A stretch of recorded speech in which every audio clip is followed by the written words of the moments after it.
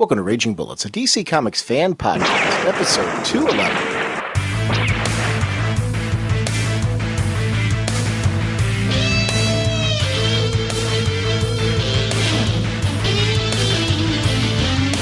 Welcome to Raging Bullets. I'm Sean Moreland, drnorge on the comic forums, and I'm joined as always by my co-host Jim, the sensei of the whatnot Segulin, and the Duke of You-Know. We're also joined this episode by friend of the show, Kent Hare, as we discuss issue 2 of JLA Avengers. I actually split this discussion. It's a 2-hour discussion. I cut it in half in the episode, so that way there's a breaking point for listeners who like those timestamps to kind of step away from the show and come back. But we have the full issue 2 on this episode. It was funny. When we recorded, we have this big tangent on Aquaman, and it was, I love the character. I love the character from my childhood, actually, but I've grown for a real appreciation of the comic book version of Aquaman. And we got on this tangent because Ken has a very different passionate history with the character that comes from a different background. So we got into this really big tangent. I figured when we were recording it, I'm like, oh, this is probably something I'm going to have to cut and maybe move to the end of the show or something like that for people who wouldn't be interested. But it fits so nicely into our kind of celebration of what's great about DC and Marvel that it was a fun, I think, discussion to leave in there. So there's a big Aquaman discussion that really we talk about Aquaman not only in the past, but also in the present, and Mira, and how all of that kind of ties into the DC universe. So we went on kind of a current tangent in this in-depth look at JLA Avengers as well. So hopefully you'll enjoy that. Our sponsors for this episode are DCBService.com and InStockTrades.com. Actually, over at DCBService.com, you can pick up Avengers number 4, regular $3.99. 40% off, only $2.39, and they actually have a very special variant cover by John Romita Jr. for $60. And people who like to collect the variant covers, it's a great chance to be able to, while you're picking up your regular copy of the issue, to pick up your variants. Over on the DCN, Justice League of America, number 48. Regularly $3.99, 40% off, only $2.39, with the variant edition cover for $5. So it's a chance for, like I said, for anybody that collects variants. That's one of the things I really like about DCBService.com. Whatever your preferences, collecting-wise, when you're coming to pre-order things, it's great to be able to get those things right when you're doing your order placement to guarantee you get those variants if you're looking for them. So it's kind of cool. And I want to thank DCB Service for remaining our pre-order source. I want to remind everyone, with our vacations coming up, Jim and I are going to be releasing the Batman the Cult episode at the end of this month. Batman the Cult is regularly $19.99 over at InStockTrades.com, 47% off, only $10.59. Like I said, it's going to be the end of this month. It's going to be either the end of June we're releasing that episode or the first couple weeks in July. Jim is going to be on a 3-week vacation, and we're going to be recording some episodes that we can release during that time.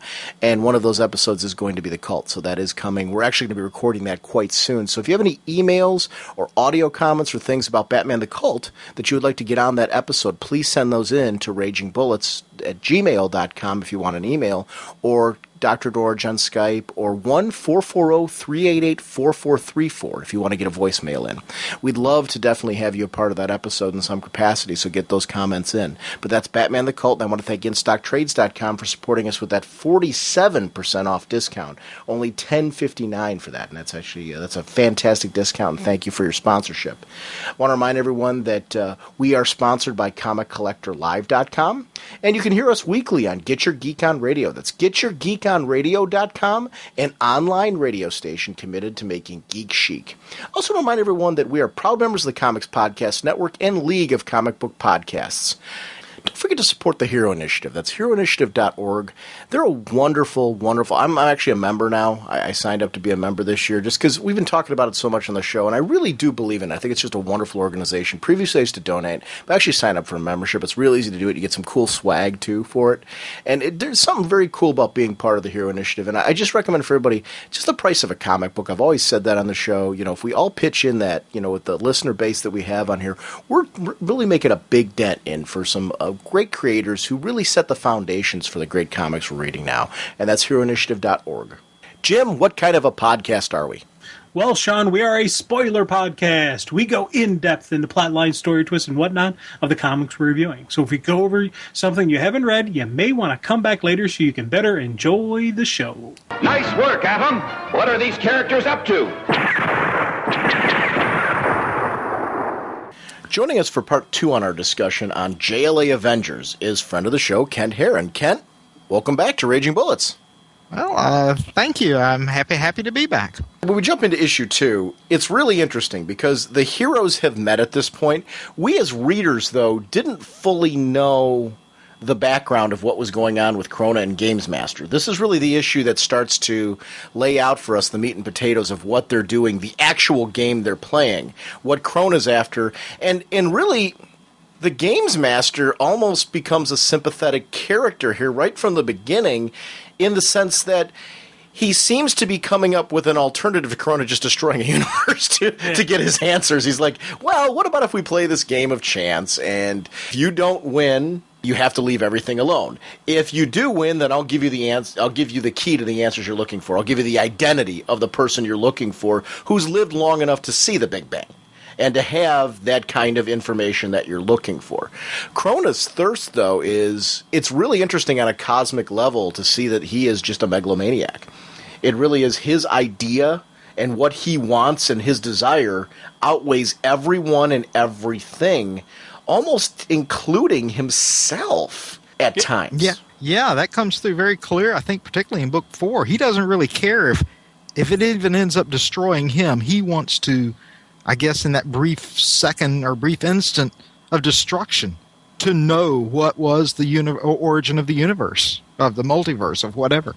It's the blind pursuit of just the knowledge. And that's something I thought was kind of cool, because every dealings I've had with Krona, he's had that same MO. He's had that same, this is who he is. This isn't a far stretch or anything. So it's kind of a cool thing to see this, a constant in this character, and seeing how he's written here. This was a really good representation of who and what he is. But the thing I thought was the neatest part about this beginning, we get a little taste of everything. We don't get everything laid out, but we do get just that little taste on what's going on. Enough to keep you going, enough to want you to get more knowledge and get more information. And I thought that was kind of a cool thing, especially seeing Adam in the mix. And Adam was actually hitched a ride with Metron's chair. I thought that was just a nice thing. We got this whole connection.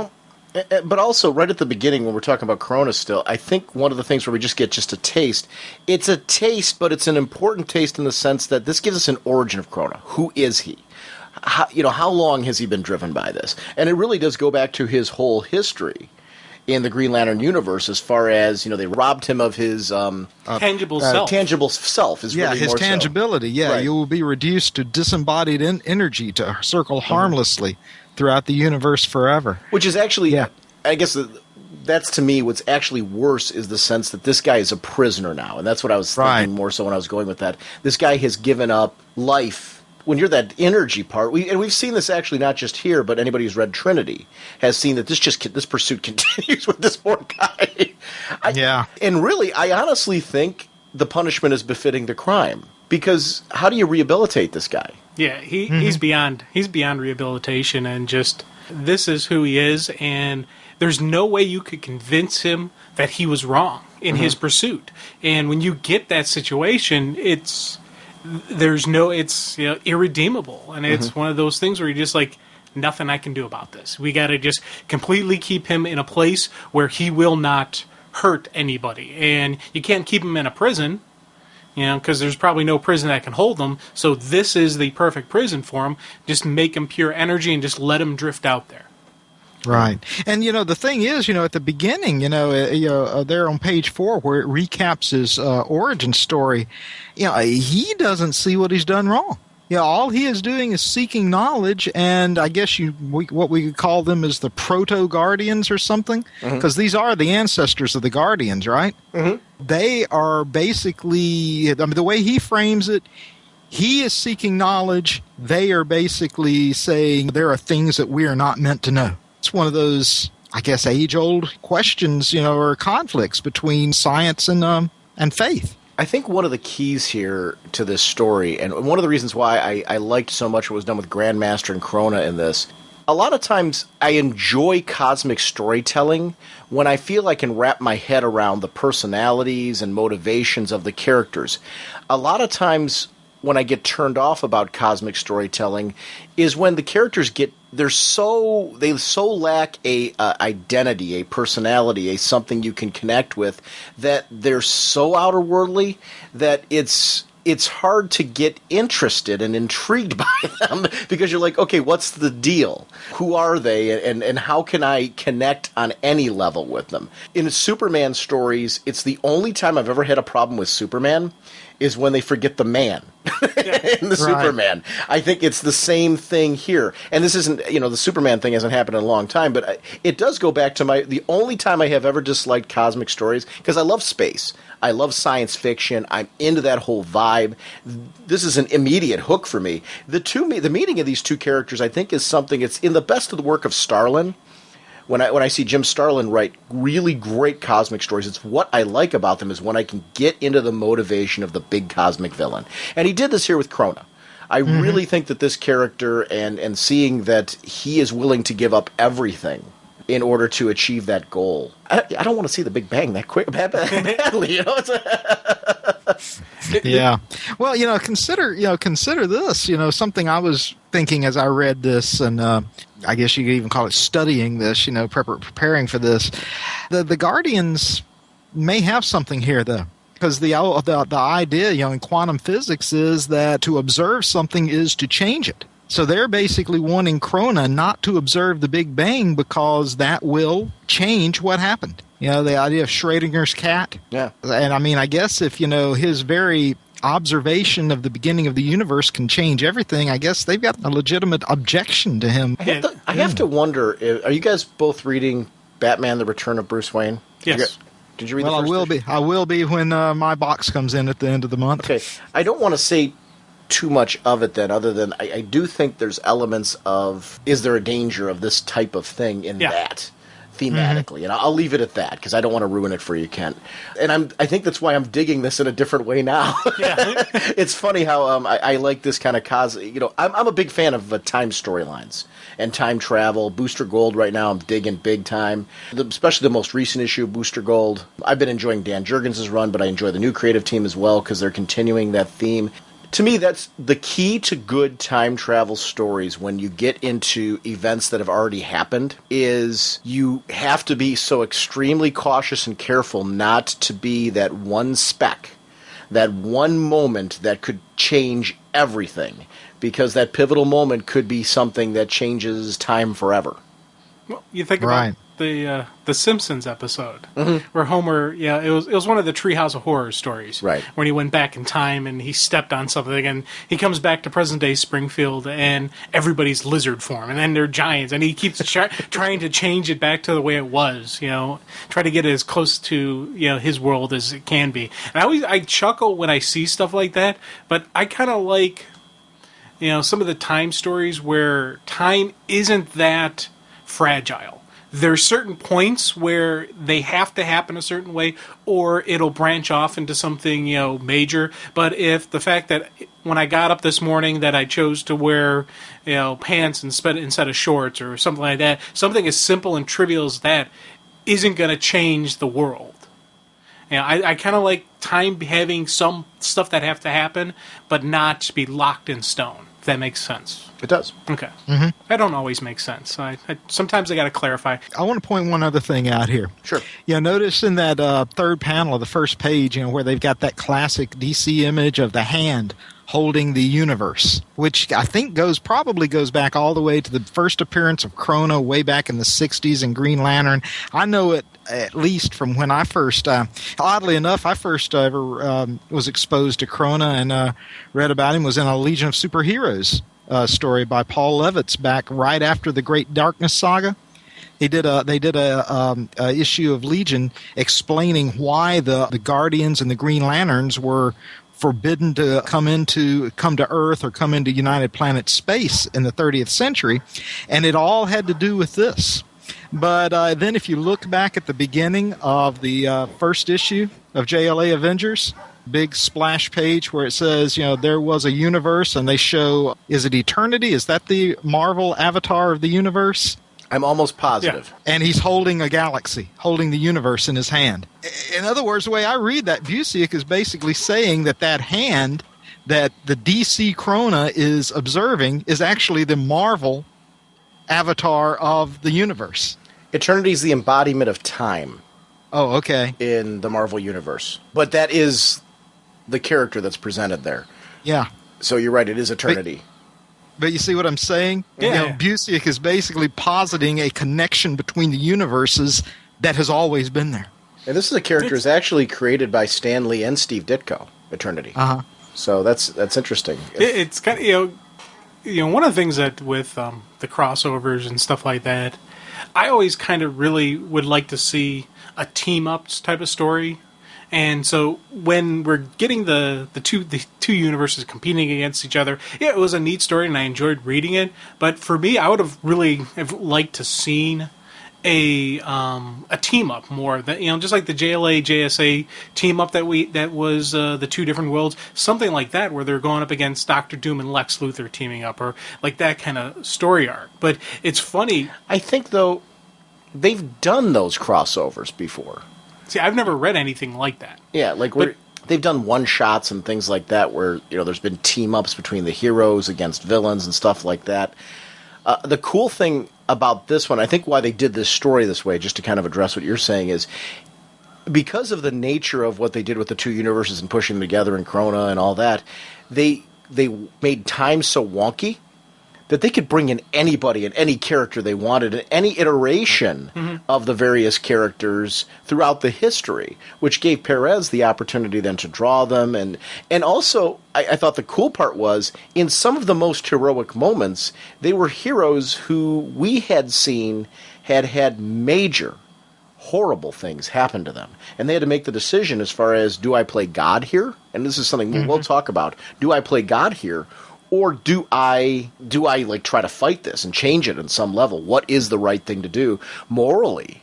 That would be a tough choice. I mean, could you imagine if you saw yourself murdered, or if you saw yourself disfigured, or if you saw something horrible happen to yourself, knowing that like the reality that you've seen before you isn't your reality, but you almost would have a tough time not preferring it. Because here I'm like, I'm fine. I'm a good guy still. Or I've turned terribly evil and destroyed my friends. Like the Parallax storyline, for example. But that's what I was about to say. I mean, I wasn't going to actually say it. I was going to try to avoid spoiling it before we get to that part of. Might as well go there. I think that's at the end of issue 3. But yeah, right. That's what the irony is. The one who expresses basically that whole idea that we can't play God is Hal Jordan.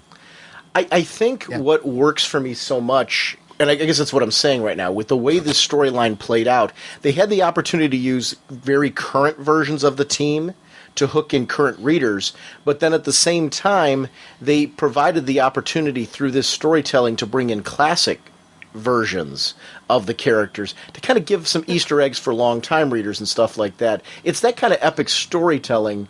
I think it's one of the reasons why, just going off of what you said and addressing what you said, people still clamor for crossovers from DC and Marvel because of the fact that there's still stories to be told. There's those opportunities to do just what you're saying, where you could go, let's do another traditional... Because the team's completely... I mean, I would love to see the current JLA, the one that James Robinson is, finalizing right now. I'd love to see them teamed up with the Avengers that's being put together, because there's a new version of the Avengers that's coming out of Siege and all of that.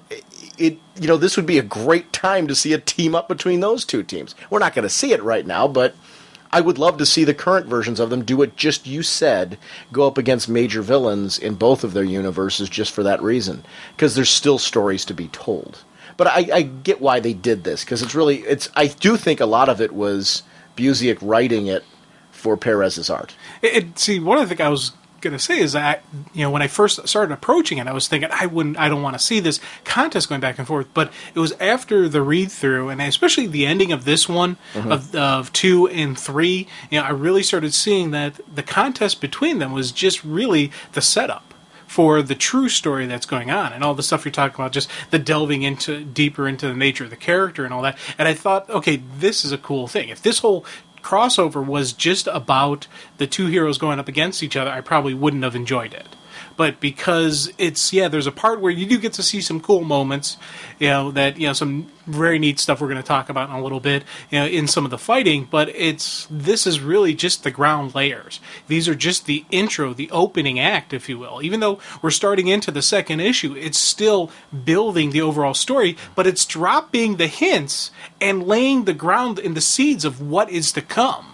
So I thought it was just really nice layered writing on top of each other, building on building, throughout this story. I have a question for you. Are you saying then that you would not want to see the battle between the two teams? Is that what you mean? And just them teaming up and grouping together against a villain? Because to me, I liked when we get to this splash with the two of them teams fighting, there was so much in there that I thought was so cool because it was them fighting. It's like the ultimate dream match. Who would win between Wonder Woman and Captain? Who could win Batman and Captain America? All this other stuff that, you never get to see. I think it's a geek fan's dream to see these two groups face off, to see who, what would happen if Superman was hit with Thor's hammer. Yeah. Those are things that we've all, I think, geeked out and wanted to see happen. That I think we get that, but I don't mean to step on you on that one. Is that what you're saying, or is it something else? On one hand, I do enjoy the same geek out moments, and I did like that. But for me, if you were to say, okay, Jim, here's your choice: a team up where it's Marvel heroes fighting DC heroes, or a series where it's Marvel heroes and DC heroes teaming up together to go up against villains. I would choose the team-up one over the fight one, and part of it is because you never really would get a fair representation of who would actually win in the fight. Every side, and it would be it'd be a really tough thing on the creator, because they're not going to let, like some of these iconic characters, some of the iconic DC or iconic Marvel characters just get their butt handed to them. Superman beat Thor. But here's the thing: it wasn't like Superman beat Thor, but Captain America would have maybe have taken Batman in the fight. Batman, and Batman's admitting, would it actually have happened? Except would it have been like a sweep? From their confrontation between the two, the conversation was that the two found that they were pretty evenly matched. Right. And both of them did admit that one could probably take the other. They're not sure. But even Batman did admit that there was a possibility you could take me, but it would take a long time. I actually liked that the way the confrontations weren't very cookie cutter. Like, it wasn't all... Like, Superman and Thor was clearly being driven by the fact that Superman's mind was being played with. I think it was the different nature of the analysis of the battle and the calmness of how Captain America and Batman were facing off that allowed the two to think clearly that they were being manipulated. Because it was more of a martial arts... soldier, Captain America was more of a general on the field at that point in time when the two of them were fighting. And I liked that we got to see some distinction between the different battles that were going on. I think that to me said a lot about the characters, even though they were being manipulated, that they were able to get outside of that. Their strategists were able to see through what was happening to their teams, and they took themselves off of the battlefield to really find out what was going on. I found that really engaging. To me, the Captain America and Batman bit was one of the highlights of this issue for me. Let's talk about this 2-page spread with the battle, and then we can go back to that real quick. Because this 2-page spread of, we see Aquaman and Iron Man going at it, and we see Iron Man taking out his hook that's on his hand, which has had a couple different variations in his series, including a hand attachment that he actually had on there as well. Which he pulls out in just a couple pages, actually. Right. And I love... It pulls out of a pocket that I don't know where in the heck he fit it, We all have those kind of magical pockets that fit everything into them. That's right, a Tesseract pocket. But probably my favorite bit of the battle is Thor. Thor is being punched by both Superman and the Martian Manhunter. But not only that, I love that when we see Captain America throw his shield over at Diana, Diana's deflection is in Thor's direction. Mm-hmm. I love that you see that these heroes, and this shows a veteran hero there. The more veteran heroes were making more veteran moves, where the heroes that weren't as much of a veteran, like look at Plastic Man, even though he is a veteran, he isn't your most combat friendly. I loved seeing him with Quicksilver. And the personality of Quicksilver coming through here, I've got to commend Kurt Busiek as a writer for the capturing of each of the characters' personalities, even with the manipulation of certain characters. At the core, we got to see elements of those characters, but Quicksilver in particular, his attitude, his not being able to handle the fact that the Flash was a little bit faster than him, and just how that was infuriating, because Quicksilver's always had an ego and a certain sense of pride about him, and that was something that he inherited from Magneto, and I love that they played off of those elements. I think if those things were lost, I would have been very disappointed in this, but it really showed a lot of care of, if we're going to spotlight these characters, if we're going to bring them on there, let's go at this moment, the boomerang arrow moment with that Hawkeye. Was awesome. Oh, and just how he was so sure that boomerang arrow works every time. Had a little experience dealing with boomerangs. That was outstanding. I just love that moment, and the flawless and seamless transition with Wally and Barry. We'll see later, Wally into Barry. I think, how do you keep all these characters so right? When you're switching between different versions of them. I would have loved to have seen full scripts of the whole thing of this, and just wondered how much research Kurt Busiek had to do in order to make sure, okay, I'm writing this Green Lantern now, so I need to pull back and have him in a different version at this moment. And it's funny, as I'm saying, I'd rather not get this. I am geeking out, just like everybody else, just over the cool moments you're mentioning. So it's kind of one of those things where I say I'd want one thing, but as I'm getting this, and that's, I think, the strength of, as you said, the writing, because that is something where going into this, I was like, I'd rather have this, and I'm getting what I say I'd rather not have, and I'm really enjoying it. So that's, I think, it's a combination of some cool artwork, but also the story behind it.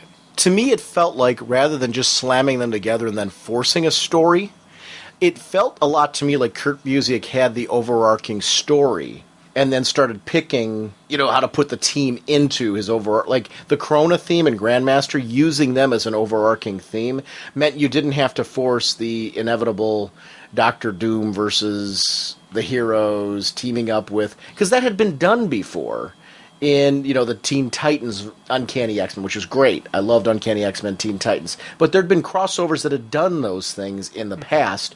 I thought this was interesting because it did feel different to me than other crossovers. The artwork, I want to commend one more time on the Batman Captain America. To me, there's a moment when an artist tells elements of the story through visual expression of the characters, and that stance where the two of them locked eyes, they each draw breath, and you see the thunder going in the background, or lightning, I should say, going in the background. You don't see thunder. Yeah, but the lightning going on in the background there, it just, to me, was a very cool, it's a small panel, but the visual moment there was so impressive.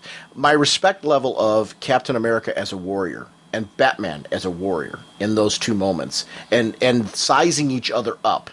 This so fit what Morrison had been doing in the JLA with Batman and what had, who Captain America is at his core, that it grabbed the elements that I thought really worked well between the greatest iterations of these two teams. The fight with each step between the two, a tap, a brush, they test, they assess, a feint, a counter, a shift, a response. Just great I'm a Batman nut, and it just so worked for me. But I'm with you in the sense that I don't feel anything was lost of Captain America, and whether or not Cap could beat Batman didn't matter in that moment. It was that the characters were captured right.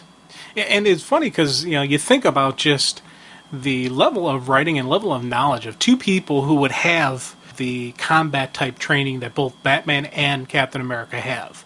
The fact that they didn't go into full punching, they went and they were testing each other out, was really a strength of just understanding what the mindset of someone with this kind of training would have. Your regular barroom brawler, would just go in and start swinging and start, fighting and figure it out as you go along. These two are at a level beyond your normal training even. Level beyond like your regular superhero even training. This is Batman and Captain America. So I love seeing that we didn't get, just the traditional run-in, gung-ho, hoorah, attack, and, kill them all, let God sort them out kind of style. We got the greatest detective. I want to, Scarlet Witch was something that was interesting to me here, because we've seen her in the future storytelling kind of go to this level where this power, this increased power that she had, gradually she got more and more.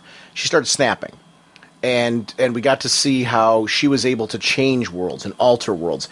This is our first taste of just how overwhelming that power can be, and how sometimes great power can change you at the core of who you are as a person, can make you feel less human, can make your interactions with others distorted, your feelings towards others distorted, sometimes knowing too much even. I'm just, I love these explorations of sometimes when characters get too much powers, they get corrupted or gradually changed, or we just see the pain that they're going through alter them in some way. These bits where she taps into this wilder magic, and it didn't matter so much that, because her powers have been played with over the years, in the sense that do her powers come from a mutant being a mutant? Do they come from some other source? What is she tapping into and how? It doesn't matter, because I think what's interesting is when a character's trying to define something, they label it as chaos magic. Okay, cool. They labeled it as chaos magic. But what is that really? Nobody would know that before Scarlet Witch was tapping into it. So they defined it, and even as over time her powers have been altered and changed and things like that, it would be something that she put that label on there because nobody had discovered it before and what was really going on. It was funny, over time there was the question of whether or not there really was chaos magic. Did that ever really exist? And none of that contradicts any of this, because it's still a character who assumes they're doing something or tapping into some source of energy and utilizing it. And I love that element of it, that how much this character has changed greatly over time. You still can look back at the previous storytelling and say, this is still that same character. Mm-hmm. And those themes that have been playing on this character throughout her history post this storyline, you can still look back and say, this clearly predates where this character's at now. And I think that's something that's also a testament to great writing, where there's a story that so captures the core of a character that you can look back and say, this is something that's important for me to read today. I don't think there's a character in this that I feel is misrepresented. Do you guys, and you guys might disagree with me, is there anybody that you feel like, I didn't like how this character played out? Kent, do you have anybody that you didn't? Absolutely no one.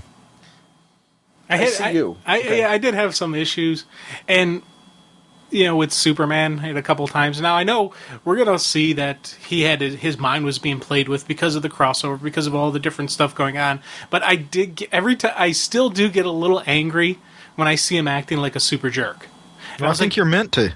Yeah, I know you're supposed to, and I'm not knocking the writing, because I know what it was for. It's supposed to give this emotional response. I'm supposed to get angry at him. I'm supposed to say, "What the heck is going on with Superman?" And I still do every time, even though I know the outcome and I know why it's happening. But there is still part of me that wishes that it was like, Aquaman or Hawkman or somebody else, anyone other than Superman. But they weren't leading the those team. Lines. I know. See, they weren't leading the team, and they don't, as Superman does for the DC universe and as Captain America basically does for the Marvel universe, as much as any other character, embody that universe. Mm-hmm. And I think that's what Busiek was going for here. Superman is basically the iconic DC character, and I don't know that I go so far with Cap to say that he is the iconic, but for the purpose of this story, I think that's what he was meant to be. Who do you the think? Iconic Marvel character, and as their they basically symbolize their universes, and the ultimate incompatibility that's caused, in the context of the story. Now, that's funny that you say that. Who do you think in the Marvel universe embodies the Marvel universe? Or who is that character that you would say is their figurehead?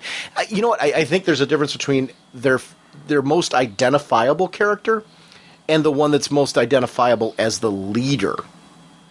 Because I would say that Captain America is someone that I most identify as the leader of the Marvel universe. But I get where you're going with this, Kent. Who do you think is that character that you would say is the embodiment of the universe? If there is one, and my own feeling, and it is much less, I have much less exposure to Marvel overall, as we've talked about before. It would have to be Cap.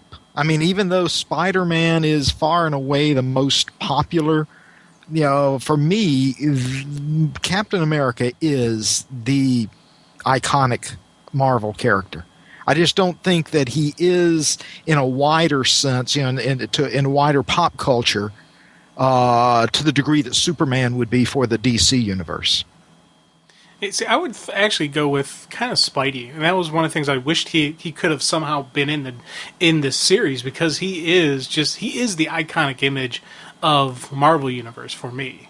I love Captain America, love the character, and I agree that he is this great, moral compass, of a Marvel Universe. But there's just something about Spidey that, whenever I think Marvel, I always, when I tell people I read DC Comics, Superman, I say Superman, Batman, Wonder Woman is what I usually throw out. And when I, like Marvel, I always say Spider-Man. Oh, okay, that's Spider-Man. Iron Man, X-Men. Oh, okay, like that. I don't throw out Cap as much, just even though everybody knows Captain America, it's just something, Spider-Man is usually the first word I always say when I'm saying the Marvel Universe.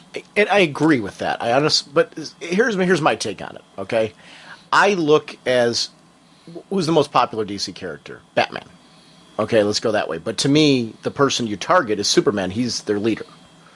Yeah, and Captain America is the same way. He's the leader of the. If you're gonna have somebody rally, the heroes of the universe together, who is rallying the Marvel heroes? It's not Spidey. Spidey would follow Cap. Yeah. And that's where Cap is the ideal choice in this particular case. Spidey doesn't belong there. Yes, he's been an Avengers reservist. Now he's a new Avenger. Now, honestly, yes, you could drop Spidey in now. And that would so work with New Avengers and how cool that's been. But at the timing this story was written, no, it wouldn't have worked. He was a reservist to be kind of forced, like putting Daredevil in as a featured character for the same. I'm a huge Daredevil nut. But... to have Daredevil kind of tossed in here for no reason as a featured character would have, other than a cameo, would have been like, why are you doing this exactly? Elektra as another person. I'd love to see Elektra. And those characters have had crossover stories with the DC universe in stories that made more sense than this one for it. Oh, yeah. This was totally the two big super teams of both universes partnering up. I think your Avengers fans... people who are diehard core Avengers fans would say immediately, who needs to lead the Marvel Universe? Captain America. Easily Captain America. Without a doubt. And I think he was cool in this. Yeah, and, in later issues, we're really going to see the leadership strength of Captain America. Yeah. You talk about general. That's where Cap was being a general. In his fight with Batman, he wasn't being a general. He was being a soldier. He was being a warrior. He was being a trained, disciplined, fighter. Later on, we will see Captain America, the general. And I thought that was a really cool distinction in the shift of who the character is, what his mindset is, where he's going with this. I thought that was definitely a really awesome couple issues. I will say I do agree with you. There are a lot of moments in this where Superman needs a wonder spanking. Yes. And she calls him on it. And that to me was where it worked as well, because honestly, if Wonder Woman hadn't said to him, you're out of line, what are you doing, this is out of character for you, if she hadn't been calling him on those things, and the discomfort, even in the Batcave, in some of those moments where, Adam's trying to apologize for Superman. Yeah. If those moments weren't occurring, I had to see from the other characters that Superman was clearly acting out of character. Right. That corrected a lot of that for me. I've got to agree with you in the sense that I'm going to take back a little bit what I said. There are a lot of moments where I'm like, Superman, what is wrong with you? Get that chip off your shoulder. But it is the manipulation that lets that work for me. And as I said, it's one of those things. I still get an emotional response, but I do kind of. It's weird. I get angry, but I like the fact that I'm getting angry.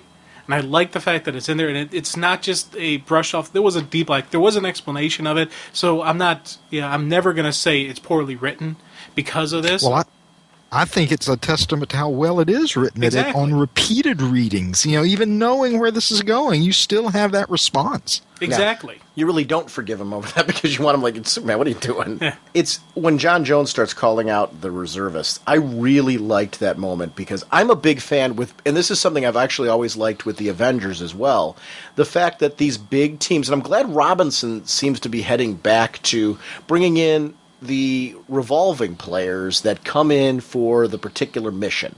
You've got a core team that you follow every month. And yet there's all of these characters because this is your headline team of your universe. You're going to have events where you're like, we need specialists. We need to pull in these heroes who are operating out there under our banner. You know, it's kind of like what we liked so much in Final Crisis with Tattooed Man. The idea that he was going to be on call in some capacity for them, whether or not he was an actual member of a team or something like that. I'm glad to see that we're getting somewhat of a return to that, because I loved this moment here, calling reservists and other past members, saying, like, why wouldn't you call these people? And this is a universe-spanning event. And, you know, you go to people like Steel. You go to Black Canary, you know, Green Arrow, Firestorm, Blue Beetle, Red Tornado, trying to grab people, you know, Zatanna, Captain Atom, and, of course... Come on. Hawkman. I knew you had to mention him. But, I mean, to me, one thing I liked about that reserve selection, it actually pulls characters from a variety of different eras of the Justice League, which to me was brilliant when you're doing a big, huge crossover like this. People want to see the heroes from their era. So if it's somebody who from the, like, let's say it's, you're going to figure it's a Marvel fan maybe who's picking it up, who's been a casual DC fan, and they read the Satellite era Justice League or something. They're going to want to see their Leaguers in some capacity in this. And that's something that I thought Busiek did very well, and vice versa. Diehard DC fan that had followed Avengers at certain times is going to want to see their iterations of the Avengers. That was, to me, just a classic, because we got to see Beast in this as a member of the Avengers. And I loved the furry blue Beast as a member of the Avengers. I know we're getting back to something like that with him, but I love the furry blue Beast on it, because I was an X-Men fan. So it was Beast that led me to reading the Avengers. And that was something where it was kind of cool to see that character on the team. So I don't know, it's just good moments in this whole thing. Was there anybody that you, and I don't remember if we talked about this last time or not, but was there anybody in this that you wished you had seen other than, like, Spider-Man or Daredevil? Anybody that was on the Justice League or the Avengers that you're like, geez, I wish this character had been spotlighted more?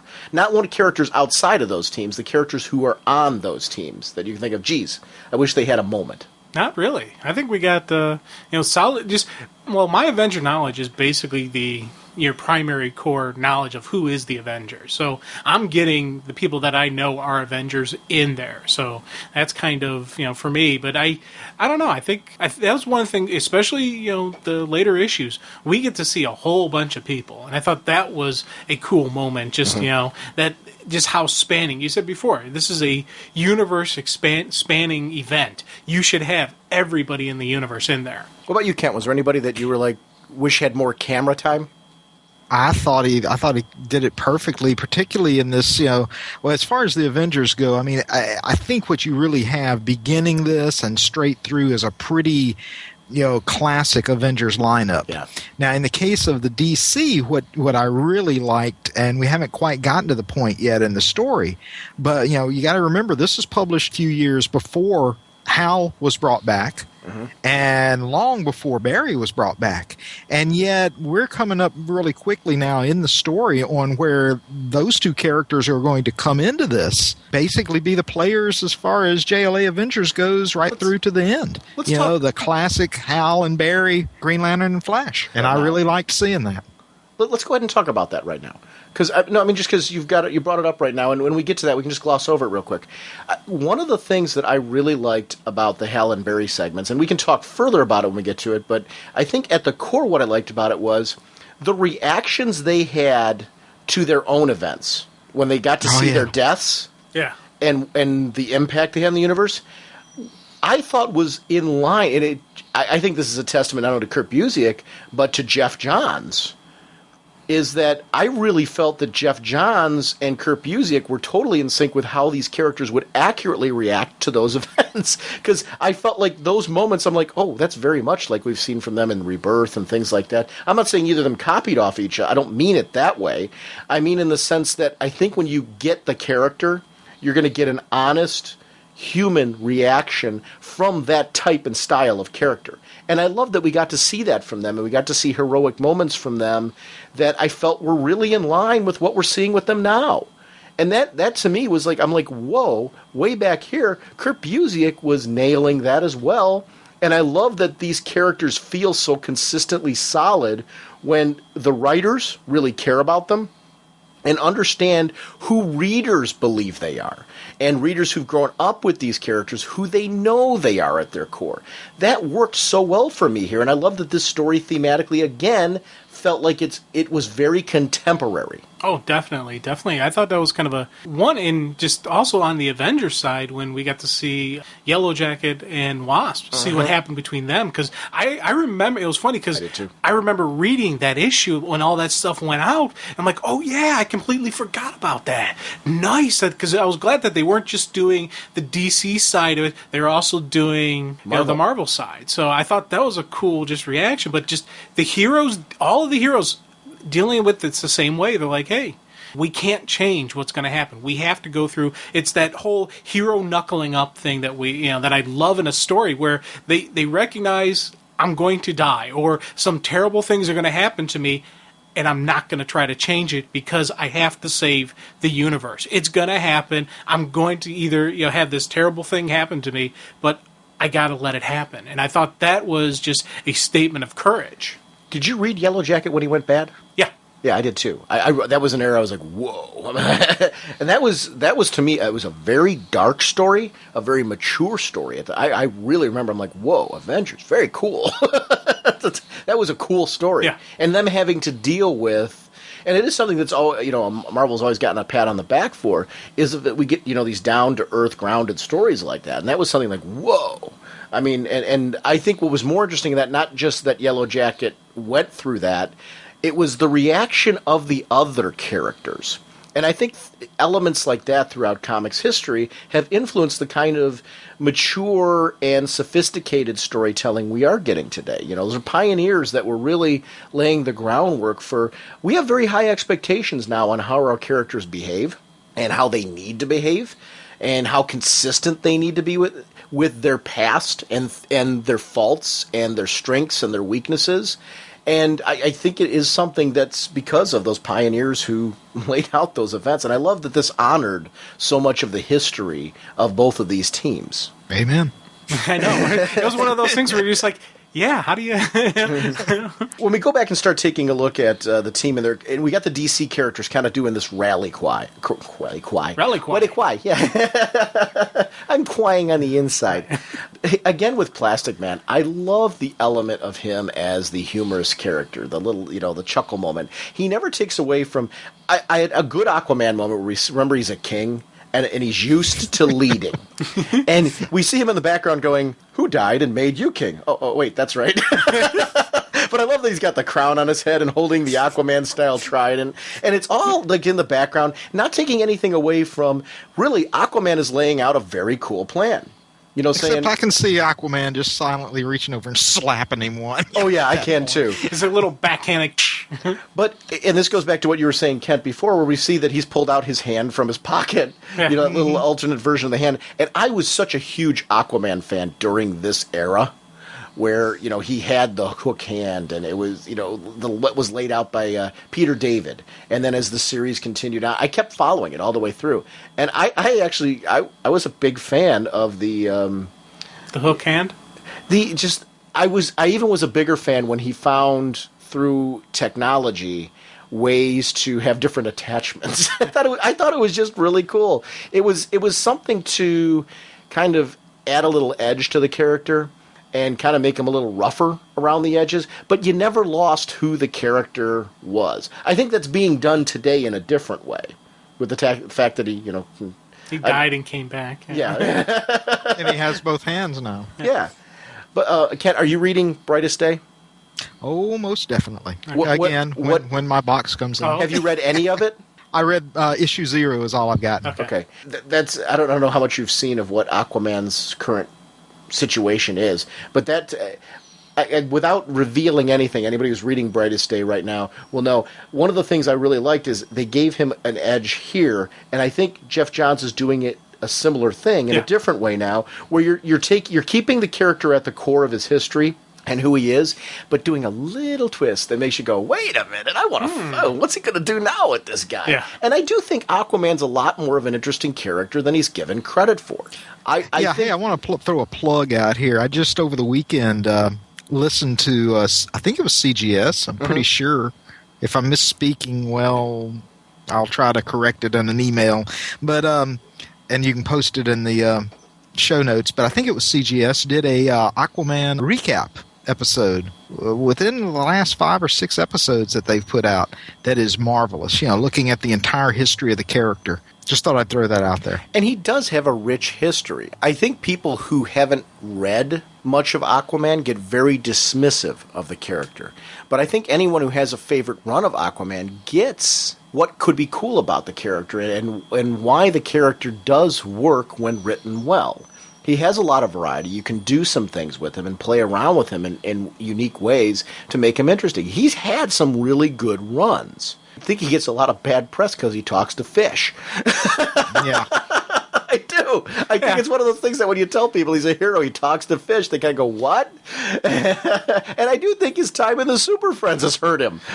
He's definitely was hurt in the Super Friends. I think so too. And I loved him in the Super Friends. You really don't see how powerful of a fighter he is. And just because you think about it, being able to survive the pressure of the ocean depth, he's going to have superhuman strength. But you never think of that. You never think of power, superhuman strength, or even like a connection to some form of mystic Atlantean magic. You only think he can talk to the fish. So what's he going to do? Call in a guppy? Come on. It has that just the inherent nature of the character where you can easily insult him. Right. Yeah, I've got kind of a funny, I guess you might call it, history with Aquaman, in that I will always call myself a big Aquaman fan, and yet I probably, up until whenever they reboot Aquaman, or not reboot, but whenever they start a new series, I hope they are going to sometime very soon, I will not have bought an Aquaman title, feature, whatever, in probably 30 years, because I was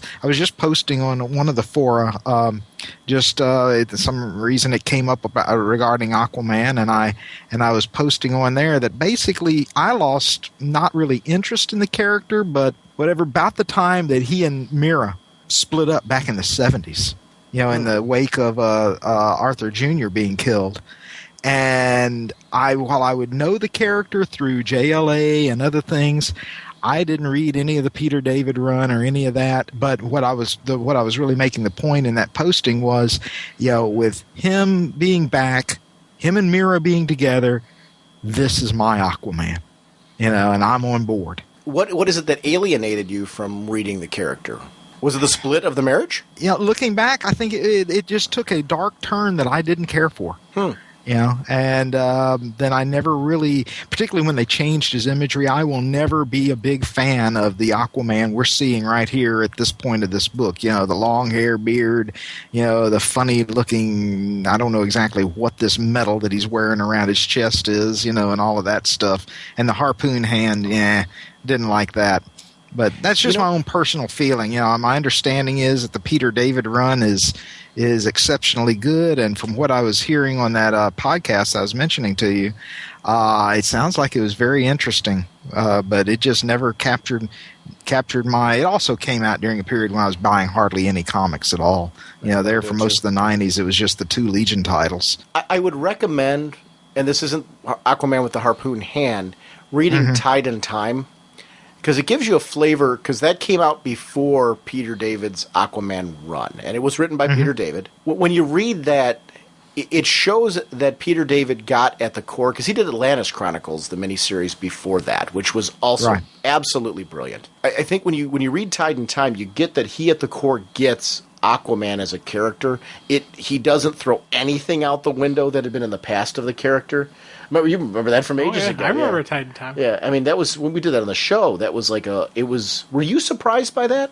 Yeah, I was surprised at how much I enjoyed it. Because I do think, though, that if you look back, Super Friends, comic books, everything you were talking about with Arthur Jr. and Mera, that was all chronicled in Peter David's run. Like, he didn't ignore any of it. And I love that even though it was the current status quo, nothing was left out from this character. So there was something there for all the fans. It wasn't one of those reboots where it threw everything in his past out the window. It embraced it and actually used it to move the character forward, which was a good thing. I think that was always a good move. He is a character that I think gets a real bad rap. It's funny, as we're talking Aquaman, I can't help but just thinking, everyone loves the king of the sea. I'm just thinking Flipper theme. Wow. Going through my head, and I can't help it. You are totally tarnishing what I'm saying right now. That's because why- you're putting that back into Super Friends I territory know. with the kid. And I actually liked him on the Super Friends. But here's who Aquaman was on the Super Friends to me. As a kid, when I played Super Friends with friends, you always knew, like when you were playing with friends, you were going to be stuck in the car with Aquaman. Because you're gonna, it's like one of those things like Batman and Superman and everybody would like, you know, go off and do their thing. And who are we? We're stuck in the car with Aquaman. I liked the character on the show, though, and I did love his moments when he talked to the fish, because he always brought in some big whale or something like that, and always, you know, did the job and everything. And he was really, honestly, on that show, no less cheesy than anybody else. He really wasn't. And you know, and the funny thing is, with the current stuff that we're seeing from Aquaman, I really like the character. I do too. You know, so it's like I'm laughing and I'm ripping on the character, but I really think he is a good character, and I just can't help myself though. It's one of those. It's like an easy target that you just go there. You have to separate like the Super Friends version of him from the comics version, though. You really, really have to, because like Kent. Okay, Kent, here's what I want to ask you: who is Aquaman to you? 'Cause you said, I've got my Aquaman back. And one thing I love of this, you're saying that I'm going back to the 70s. And, you know, what he went through in the 70s is a character that I really enjoyed following. I consider myself a major Aquaman fan. And I totally get that vibe from you.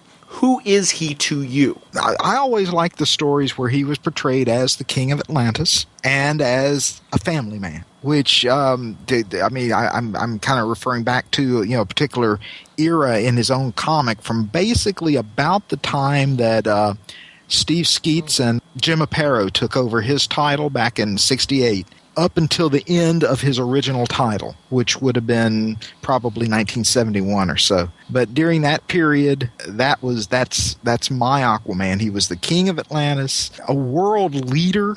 I mean, in that he was the king of a nation that was just becoming known to the world. He was happily married, had a kid. You know, I mean, even though I was a 10, 12-year-old kid myself, that family aspect, which was really unusual at the time. Now, I was not reading, you know, Marvel, wasn't reading, you know, Fantastic Four, which also has that family vibe to it. That's really what I liked. So it sounds like when the family started to fall apart, that's when you lost interest, because you lost exactly that unique hook to the character. Uh-huh. It's interesting, because I do feel like we are getting certain elements of that back now with his relationship with Mira. I'm going to be interested to see what that relationship looks like for the two of them as this continues on. Yeah.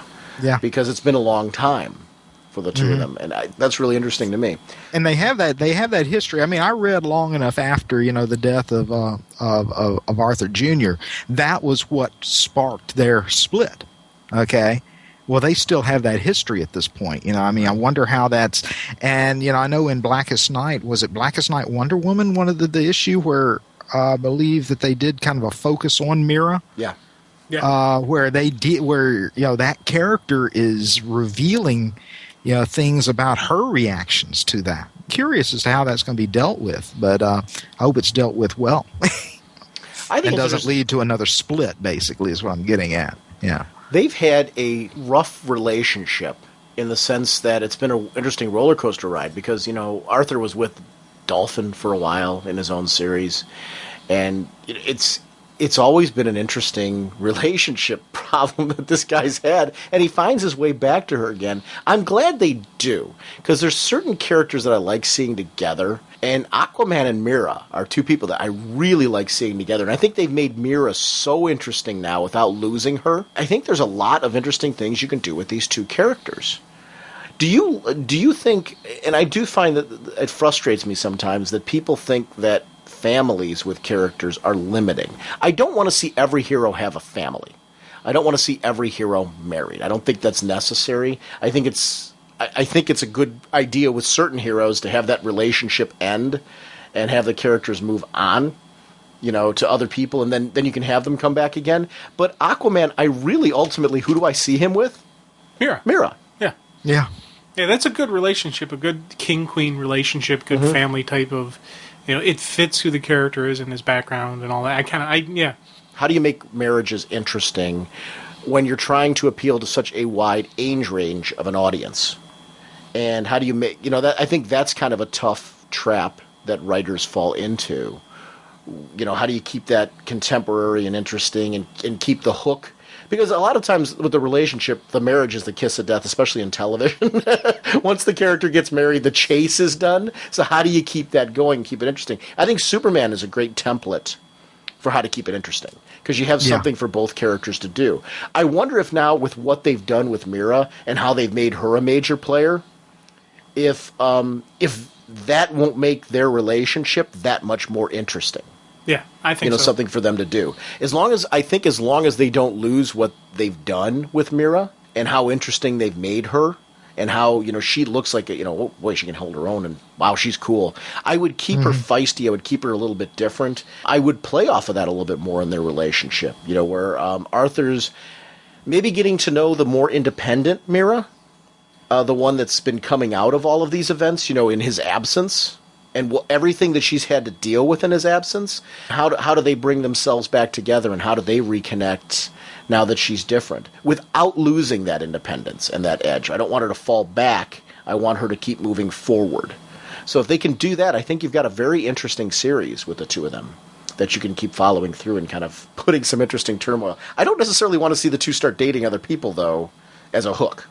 Oh, God, no. No. So, now, yeah, but, they were already married by the time I ever started reading Aquaman. Yeah, my first exposure to him was actually on the old cartoon that came out in the 60s. Started picking up right at the very end of the Bob Haney, Nick Cardy era of his own series. So, I mean, it was not a case of, any kind of, they were married. When I first was exposed to them, they were a couple. They already had a kid, and everything. And, I kind of felt like back in the 70s, when they split that up, I felt like, I know, Sean, you've mentioned several times, you just would find it hard, if not impossible, to accept Clark and Lois splitting at this point. It's funny when you're talking about your first exposure. I think mine, besides Super Friends, was Viewmasters. I had the Aquaman Viewmasters, where it was Aquaman and Aqualad, and they were riding around on seahorses, and it probably was, a lot of it was, I know now that I don't have them still. I wish I did, because I'd love to view them again now, knowing what I know. But and the Shazam family was the same thing. Outside of the live-action TV show, the Captain Marvel family, each of the characters of those through Viewmasters, the more comic book-oriented versions of those characters, was through Viewmasters. And I think that was how I got to know Mira. That was how I got to know Aqualad. That was how it was, obviously just a few reels, but... Well, I would bet that was from the old 1960s TV series. I don't know that for sure, but I would bet it was. I've watched the 60s TV series since then, and I felt like I knew everything from the series, because I didn't see that cartoon as a kid. Mm-hmm. So I feel like I knew everything from that series, and I have a feeling it was because of the Viewmasters. That's why I said I'd love to, at a con. I always go to a con where you'll see old Viewmaster reels and stuff like that of old DC stuff and Marvel stuff. And just, television shows and stuff like that. I want to get a Viewmaster just to go back through and look at some of those things. Well, no, just to, because that's one of those cool things from your childhood to go. Because I had the one from the 60s Batman show as well, which was the Catwoman and Robin was on a plank and all kinds of stuff. I had that one too. Yeah. So the old Viewmaster stuff was really cool. Anyway, the other thing that sealed Aquaman as being my go-to superhero when I was a kid was the Big Little Book that they had of him. It's Scourge of the Seas was the name of it. And I tell you, they got that for me. My parents did. I was probably about 6. And I read it until it fell apart, and they had to get me another copy. It's funny that this character, and that's why I go back to this character, it's a lot of love for Aquaman. Because it's one of those characters, he takes a lot of flack, but all of my experiences with him were positive. Like, I never remember reading something and going, oh, this stinks. I really always, or watched something, I should even say. Because I loved Super Friends as a kid. Like, I can look back at it now and go, okay, these were over the top and cheesy and stuff like that. But when I was a kid, hold on, back up. There was nothing cooler than when that Super Friends music kicked off, and every one of those characters, from Superman to Wonder Dog, or Gleek, depending on which era we're talking about, were darn cool. Wonder Twin powers activate. I loved all that stuff. There wasn't anything. Did you? I never found Marvin to be cool. I always thought he was an idiot. Wendy, Wonder Dog, yes. Not the, Well, Marvin was Shaggy. Yeah, I know. He really was. He was Super Friends Shaggy. Yeah, he always annoyed me. I really. Did you like Shaggy? Not so much. I think I. Then he probably wouldn't like Marvin. I like Shaggy. That personality. I just didn't. I don't know. Just something about it just annoyed me. He was the Zoinks character, and that was, But I liked Wonder Dog. I thought Wonder Dog was cool. I thought Wendy was neat. Like, you don't need. Did you like Scooby Doo? Yes. Oh, okay, Scooby so that's Doo the same rocks, thing, man. Because it really was. I wonder if that wasn't why Marvin was, I think it was because he was Shaggy. Yeah. I don't like the hippies. Wow. Let's go back to the book. Yeah. We are crystal men from Mercury. We have no quarrel with you. When Aquaman was making up these team plans, he was looking at Wally and saying, you can't go over there right now because we know what happens to you. You lose your powers. And we need people of high power to stay here anyway to, guard the artifacts that are here, including Kyle's power battery, which, you got the most powerful thing in the universe. Now, I'm sorry. If I was Green Lantern and I had a power battery and I knew, heroes from another world were coming for it, no disrespect to the Flash, because I'm a huge Flash nut, I'm not leaving one hero to guard it against the Avengers. Yeah. I am literally taking that power battery with me because I'm not trusting anybody else with it. Yeah, that's one of the things I did chuckle about that, where he's like, especially when he's sending them back and using don't worry, your battery's in good hands. I'm like, ooh, those are famous last words. This is not going to end well for Wally. When we go to Avengers Mansion, it's one of the things that I thought, we talk about balance. This series did a great job of showing, we just showed Aquaman having this great strategic moment.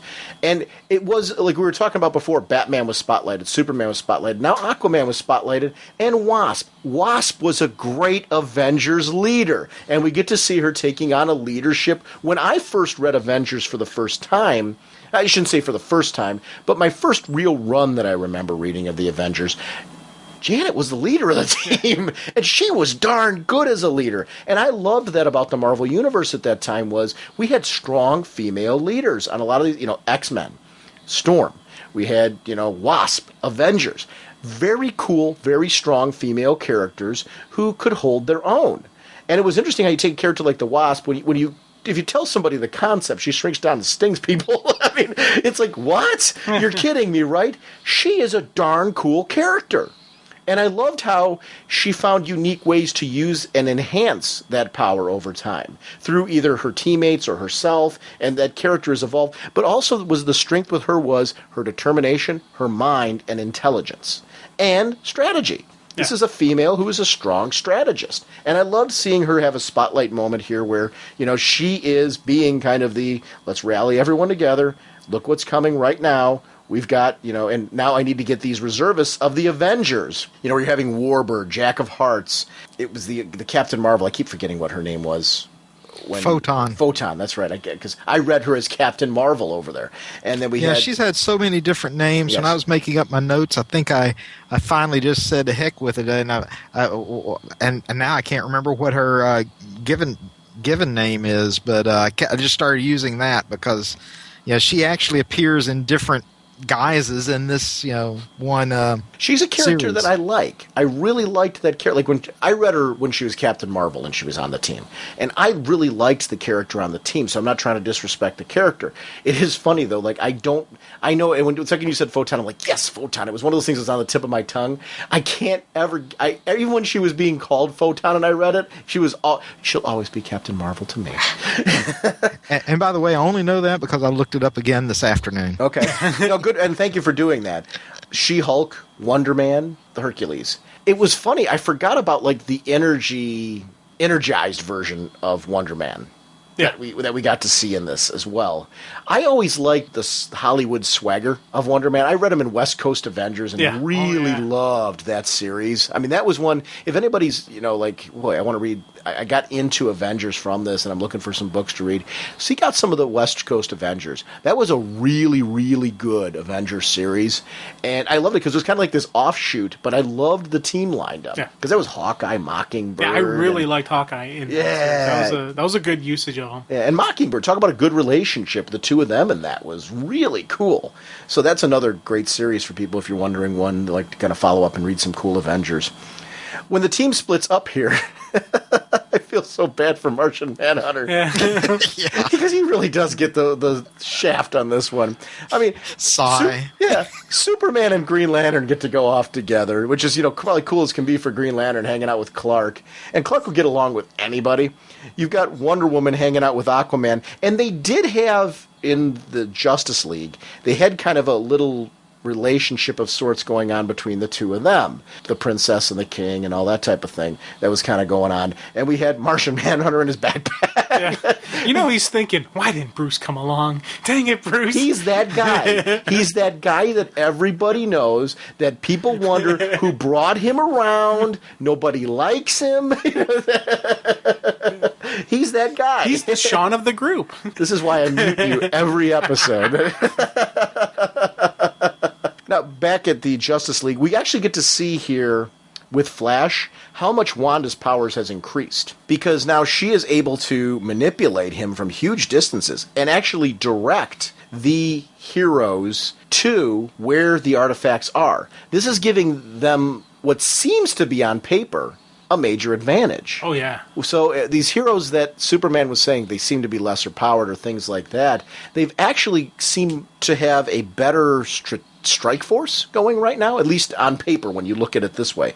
I don't know that I'd put it quite that way, Sean, because don't they establish, this basically puts the Avengers kind of on the same level as the Justice League, because hadn't the Grandmaster already imparted to the League the knowledge of where all the items were? Yeah, but the difference was, in this particular case, Wanda was actually able to teleport them directly to where the item was. I get what you're saying. Where the Justice League then has to follow that, and I agree with what you're saying.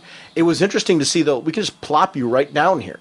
So it's a strike force attack. This is where you're going. This is the artifact you're seeking. I agree with what you're saying. Grandmaster did that, but being able to drop right in, that's a pretty cool convenience. Good, and as Flash finds out right now, he gets there as fast as he can. They're already there. And not only there, they're ready for him this time. And I thought that was kind of neat that they're like, okay, we're up against a speedster here. We got to think beyond just a traditional attack and hit him with the speed of light. And I thought that was a neat way to fight the Flash. And zooming in and out. Yeah. They literally grabbed what they needed and got out immediately because they couldn't hang out. And so I like those moments. We do see here the major curveball of this whole thing. They thought they were collecting the artifacts for themselves to somehow use it themselves to save their universe. They're vanishing now. What is happening with that?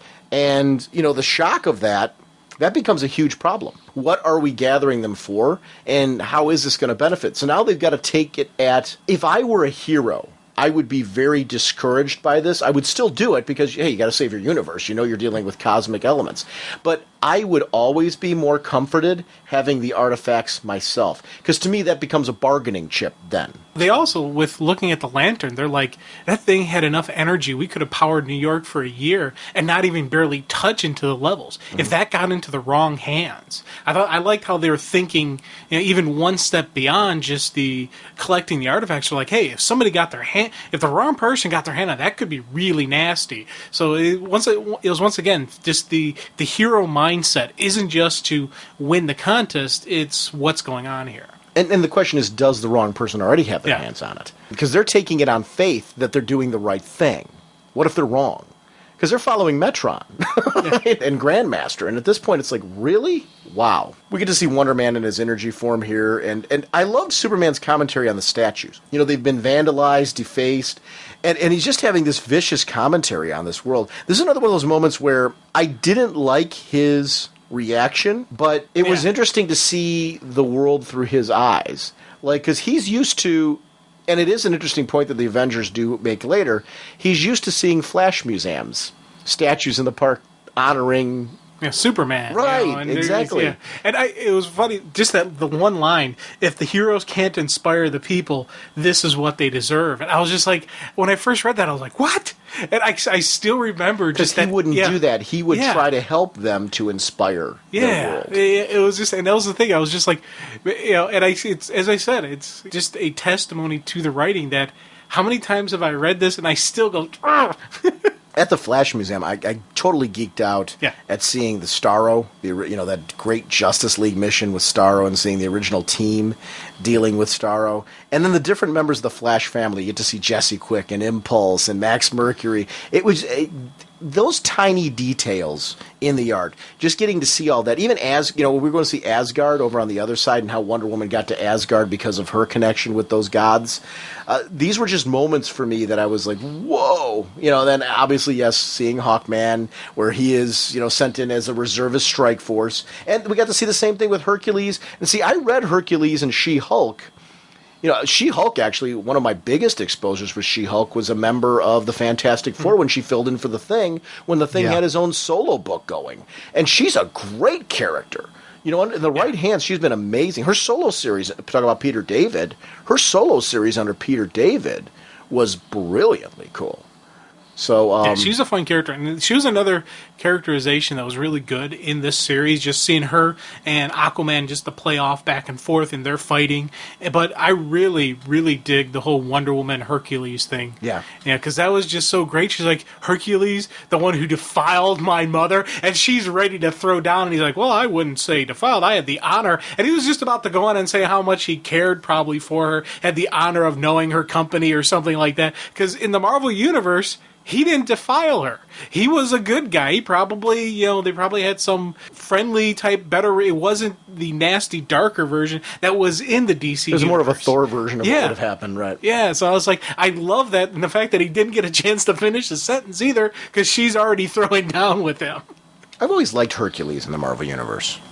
He's such an interesting character to see on the Avengers. 'Cause I was surprised when I first read him on the Avengers how much I got to enjoy him. Because at first I was like, okay, Hercules, what makes him different than Thor? Because, you got Thor as the god on the Avengers. But then when I got to read Hercules on the team, and I got to actually see him team up with Thor at times, that's when it got really interesting for me, was seeing these two different gods from two different styles of mythologies, almost learning, getting to interact with each other.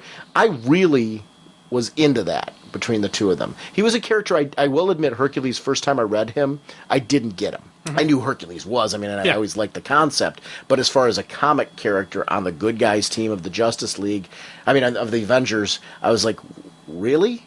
And because Thor was already there. But I grew to really like this character. I know that he took over Hulk's book for a while. It was Incredible Hercules. I don't know if it's... I'm almost positive he still has a book. I haven't read it in a while. Not a negative commentary on the quality of it. It's just time-wise. I haven't had a chance to read in a while. But what I've read of Incredible Hercules is very good. It's a very good book. So he's an interesting character. What is your exposure to Hercules as an Avenger, or even just as a character in the Marvel Universe? Jim, you're saying not much? I'm not a next to nothing.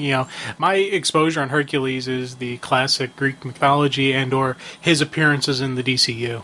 So it's, I'm trying to think where I remember reading. I may have read a story where he was in it, but nothing is ringing a bell at all. I know I read some, but, it didn't. Yeah, he was just one of the background characters, as far as I was ever concerned. It was funny. I was fortunate enough to read a run of Avengers with him. And it was it took me a good 5 issues before I didn't dislike the character before I got into the character.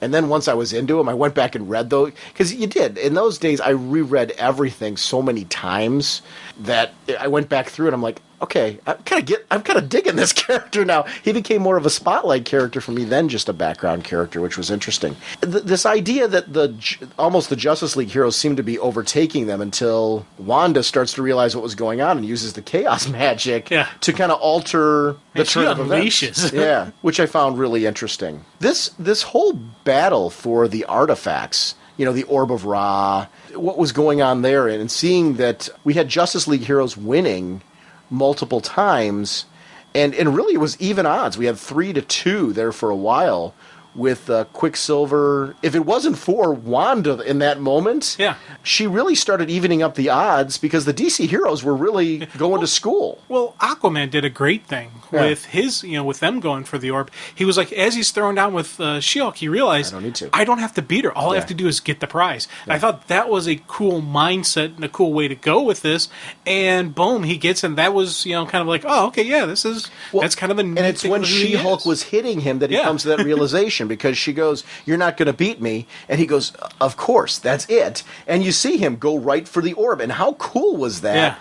That because he's somebody with a bit of an ego. And he could lay down his ego and actually, kind of take a loss. But in the end, it really is taking one for the team. Taking one to his pride to make sure that what is for the benefit of the team. And for the benefit of the universe, in this particular case, comes first. And that is a heroic thing, because you're really setting aside, for some people, setting aside their pride is the hardest thing in the world to do. And it was kind of cool to see him have that moment.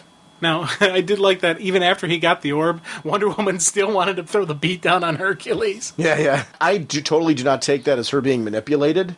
Oh, she's looking at that as the guy that genuinely the guy who defiled her mother. Oh, yeah, she's going to lay a hurt on him. I love the various Asgardian. Yeah, and that was a neat thing also. Where Heimdall and stuff like that all back there. And, Hercules told them, I told the Asgardians to stand down. They're not going to get involved. And they had just that little snippet in the very beginning of the fight to explain why they're able to free fight inside Asgard and not anyone try to stop the fight. I thought that was a neat add-on, kind of just a little small story point, but it was something that I was glad I read.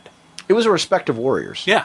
And that was kind of cool to me. Captain America in the Batcave was kind of surreal to me in this one, because the Batcave for me is such an important landmark since my childhood. To see Cap there and looking on at Jason Todd's costume in the case, and you lost a partner, and connecting with Batman in this moment, being like, we're not that much different, he and I.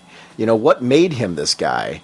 And Captain is more outward. He is, the soldier. He's understands his MO as a character has always been surrounding himself with allies. Batman's has been working in the shadows, away from everybody. So, he's very cold and distant. If you're done sightseeing, because he doesn't want to talk about it. He doesn't want to have the talk of Bucky.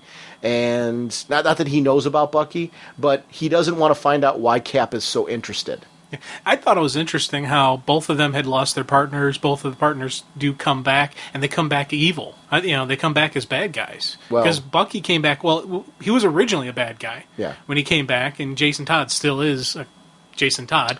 So he, I thought that was kind of a neat comparison of the two. Bucky came back, though, and it was interesting when Bucky came back as Winter Soldier. He wasn't totally in control of himself. He'd been brainwashed and altered over time. Whereas Jason Todd, although you could argue he was manipulated as well by with Ra's al Ghul and and Talia and all them, with how the mind games they played on him to make him Red Hood. Right. So.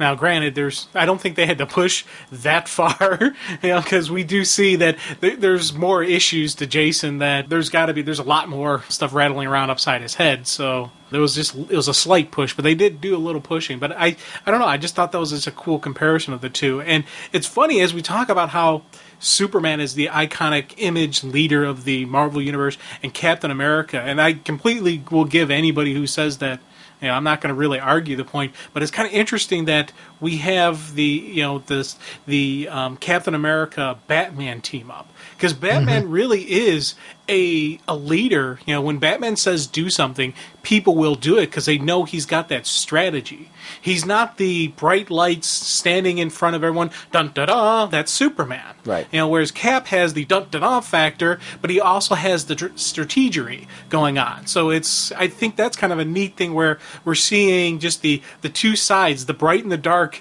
bright leadership, but both of them are the strategic type mindset. You going to use that word again? Strategery? You know exactly. Yeah. I like the word. I think it's a good word. Yeah, man. it's not a word. Yes, it is. Sure, all right. Well, you have that. I liked that this meeting with Batman and Captain America was an information exchange where Batman was revealing what they knew about their side of the fence, like people like Corona. Captain America was revealing what he knows about his side of the fence, and it really was the two bringing that information together to realize well, it wasn't really so much Batman revealing what he knows about Corona, but it was Captain America revealing that there is somebody on the other side from what he knows about Grandmaster, which will lead to the reveals about Corona later, I should say. Because at this point, they don't know that yet. Batman knows is about Metron. Right. It is an information exchange about the DC Universe side and the Marvel Universe side. It does let them know that there is another player for them to figure out, which is something that they immediately need to investigate. Seeing Metron with Galactus is very cool as well. Because Galactus is one of those characters that he's kind of, when he's written well in a Fantastic Four story, I've really liked Galactus. I think there's some times where he's another character that I'm kind of like, oh, great, another Galactus story. But when he's done well, there's some very cool, historically, Galactus stories, especially when you get into his heralds and what they have to go through in order to be a herald. You know, what becoming a herald, how it changes them from the character, from the alien that they were before, or, you know, from whatever species they were from before, how it changes them and what they give up of themselves to become a herald, and how some of them fight against it. Yeah. You know, I think he's been an incredibly interesting character, more as like this godlike character where you see how big he is and he's almost otherworldly, and you have the people that interact with him, kind of his advanced force. Silver Surfer is a great example of that. I mean, it's really, Silver Surfer was more interesting to me than Galactus, but he wouldn't have been as interesting early on if it wasn't for Galactus. So it's interesting how the two of them need to play off each other in some capacity for me. Seeing these gods from the new gods from the DC Universe interacting with him was kind of cool. Ben Grimm in the love the Batcave. sequence. Oh, so cool. Because he is not at all the type of character that he's like 3 steps above Plastic Man personality-wise as far as Batman's concerned. Because these are chummy superhero buddies, and I love the Thing, so please do not take that as me saying the Thing's a joke or anything like that. I'm talking about the Yancey Street personality of the Thing. The things we all love about the Thing, because the Thing's the guy, I genuinely believe the Thing would be fun to hang out with. Oh, God, yeah. He's the type of guy, and not only that, if I'm getting into a fight, if I'm in danger or something like that, if the Thing's my buddy, you better believe nobody's getting to me unless they've gone through the Thing. Yeah. He is that kind of hero where you just believe, you know, that he's a down-to-earth guy. He's your buddy that you can talk to about just about anything. He gets it. You can joke around and pal around with him. But if there's some head busting to do and you're in danger, the Thing is going to be there and he's got your back. He's tried and true. He actually is, you know, you talk about characters that are the embodiment of a true hero. The Thing to me is the embodiment of a human hero. Yeah. You know, because he's got that kind of flaw about him in the sense that he's insecure and not sure of himself, which we've all been through in our lives in some way. We've all had that rocky shell at some point in time where we've all felt like we're gawky or gangly or something like that. And the Thing has that quality about him that we can immediately connect with. We've all been that person. That's one of the things that I've always liked about this character. But seeing him in the Batcave, so out of place like that, and yet him like sitting there saying, you know, trying to make the peace with Batman right away. You know, he's like, you know, normally we're the type of guy that you're the bad guys. We should be busting heads right now. But if Cap vouches for you, you're okay by me. Yeah. You know, he's trying to say right away, you know, I got your back, buddy. This is who I am. And that's the kind of guy that he is. You know, if your buddy vouches for you, Thing is the guy that when you're that guy, you're probably still going to be able to get along with the Thing. Because he's going to assume that guy's there because somebody vouched for him. Yeah. You know, just the little jokes he did with that your idea of pocket change, you know, with the big giant penny. I chuckled at that one. That was a nice just usage of the Thing, and it was another. Again, I was glad that they mentioned and introduced and had presence of the Fantastic Four, and including Reed Richards, because I always like seeing these heroes interact. And it would make complete sense, that they would start thinking a couple stages ahead, where once they were there, they got the plan rolling. The reason we never saw the Fantastic Four get involved with this overall invasion wasn't just because it was an Avenger mission. They had a plan going on for the Fantastic Four. Yeah. They were busy doing what they had. And also, my guess is, I'm thinking they're telling the Four, okay, you guys get ready. If this goes wrong, if we're unable to stop this, you're the second line of defense. And it's a cosmic event. Yeah. If you're going to somebody in the Marvel Universe for a cosmic event, you are going to Reed Richards. Yeah. You better darn well believe you do. It honestly, I would have been it's funny, you talk about heroes that if they would have been absent, I would have been ticked off. Reed Richards needed to be in this. Yeah. Just a cameo, whatever, that's fine, because you're not going to do, it's an Avengers JLA. But you need to know that Reed Richards is in the game. He's assisting, he's advising, he's giving tech if needed. He is a major part of this whenever needed. And that was very cool. I love how it turned into, with Batman being the JLA strategist at this time, you were more prepared than you seemed. And you could see right there, we're getting respect. This is Batman's way of saying, okay, I'm getting you now, buddy. You and I, again, I was feeling you out earlier. You and I are a lot more alike than I realized at first. There's something to connect with here with you. And I liked that moment, because you don't get many of those nods with Bruce, especially in this era. Where Bruce is going to, give you a high five or something like that. That was a Batman high five in this era. Yeah. I felt. And it was cool. I liked that particular moment. And it really was well-deserved at this point, because Cap really played the big cards there. Yeah. Yeah. Now, we get to see that they kind of go off, and they're trying to get to the bottom of what's going on. Scarlet Witch, when we see her in the next sequence, and just how much more pale she's getting and sickly. Yeah, she looks sickly. It's in taken that the toll, and I was so glad to see that it wasn't just about her being able to tap into this superpower.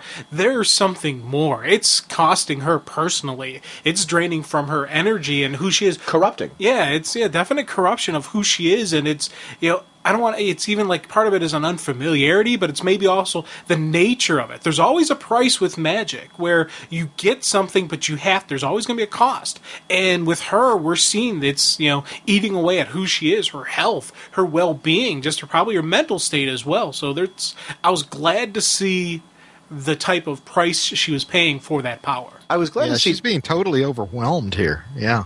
I was glad to see Iron Man, that he was recognizing that we can't keep relying on this magic alone. Yeah. We are too reliant on this right now. And this is a guy who, relies on technology that he can count on, relies on changing it and modifying it as necessary in order to try and handle situations. So relying on something that's an unknown quantity for him would be out of the comfort zone.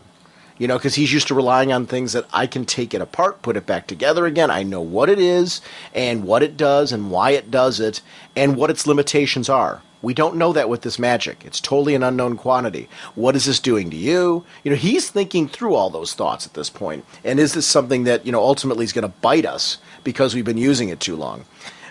I love, though, he gives that speech, and Quicksilver is and I'm going to continue tapping into the Speed Force. Yeah. I love that part a couple of panels back where you see him running there in place trying to get into it. Yeah. Well, and I took that, too, not even just getting into the Speed Force, though.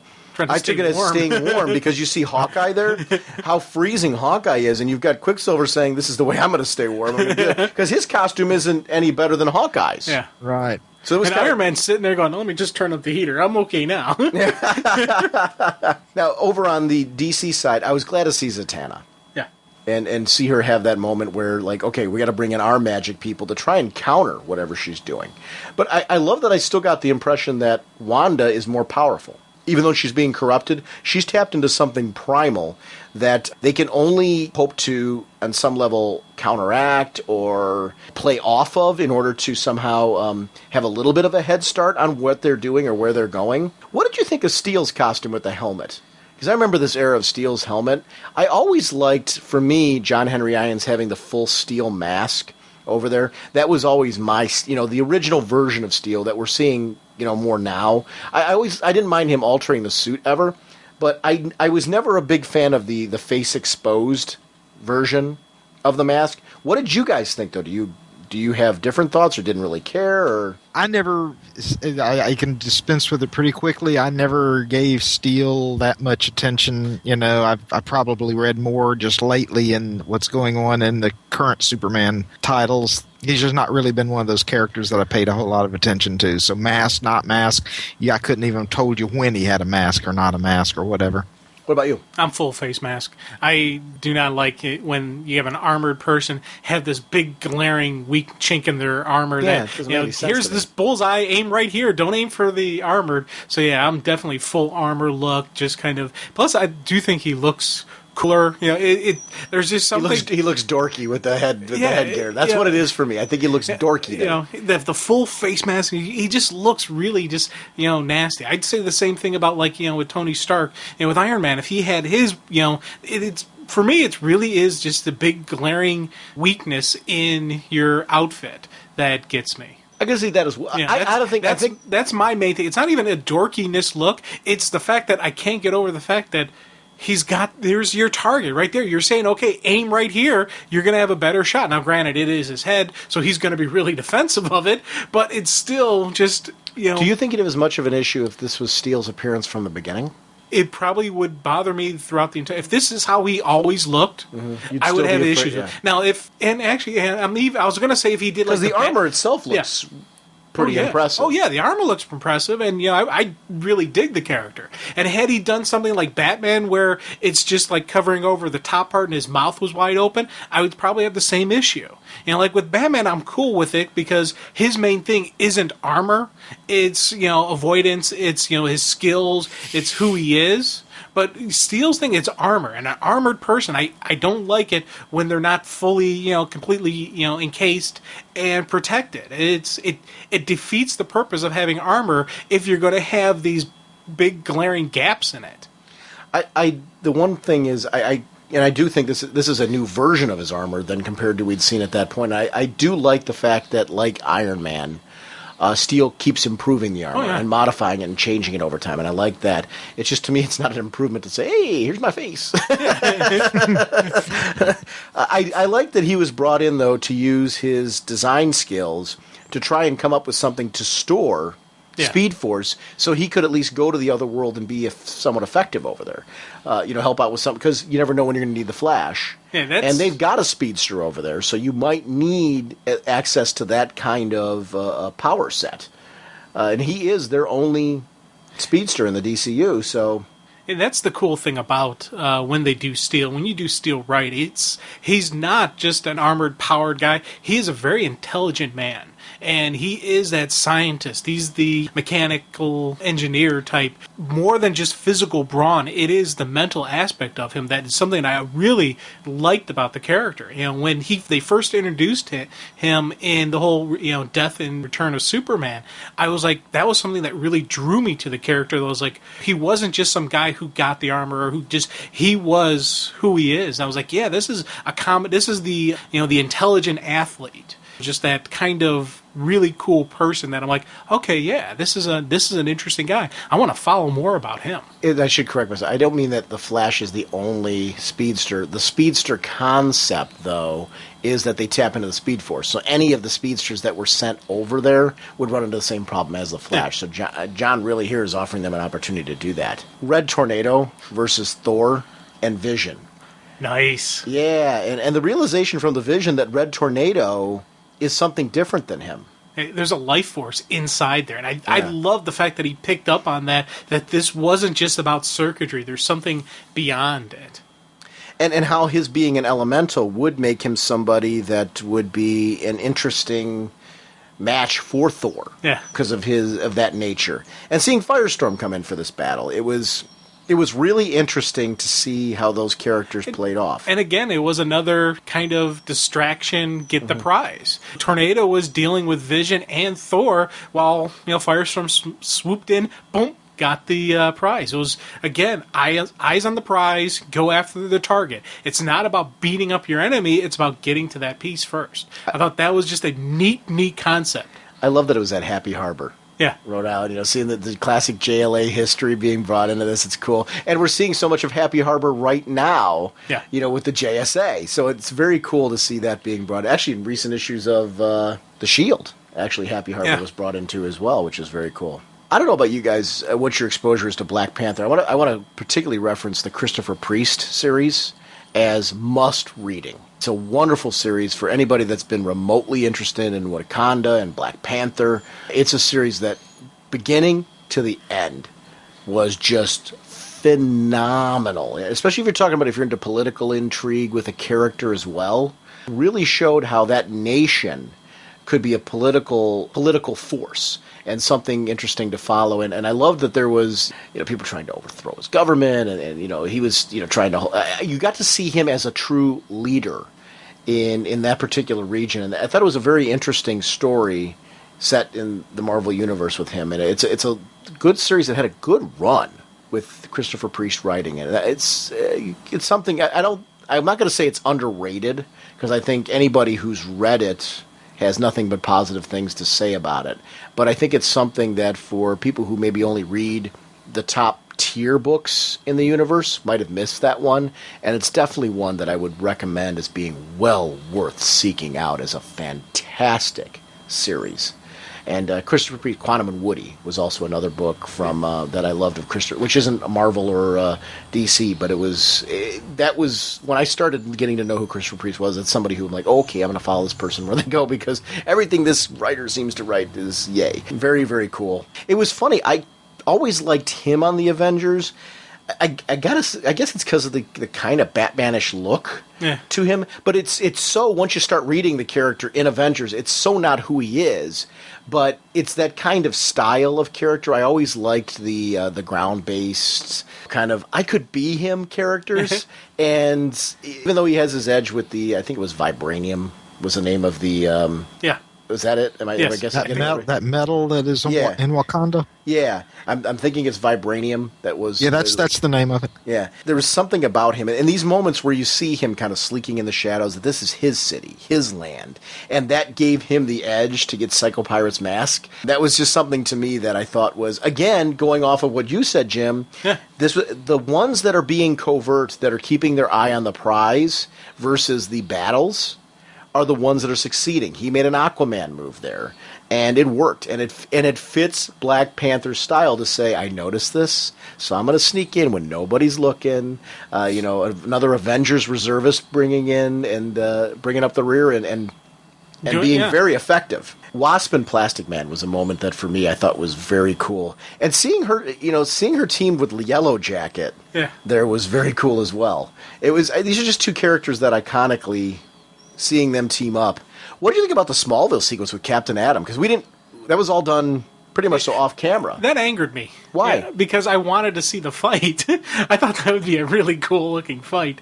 Now I understand they can't do every single fight in front, but for some reason I really wanted to see Archer versus Archer, Iron Man versus Captain Atom. I wanted to see that throwdown happen, because one of my favorite West Coast Avengers. Well, we do see what happened to. Yeah, well, we see the ending. Green Arrow, We see the ending result, but not just. It was the Hawkeye versus War Machine. Yeah. That fight that those two had, and he took him down with the glue arrow, just right in the air, intake valves, drop him right to the ground. I thought that was just a cool fight sequence that I was kind of hoping, and I was like, ooh, maybe we'll see something like that here, and then, oh no, it's over immediately. Oh, dang, okay.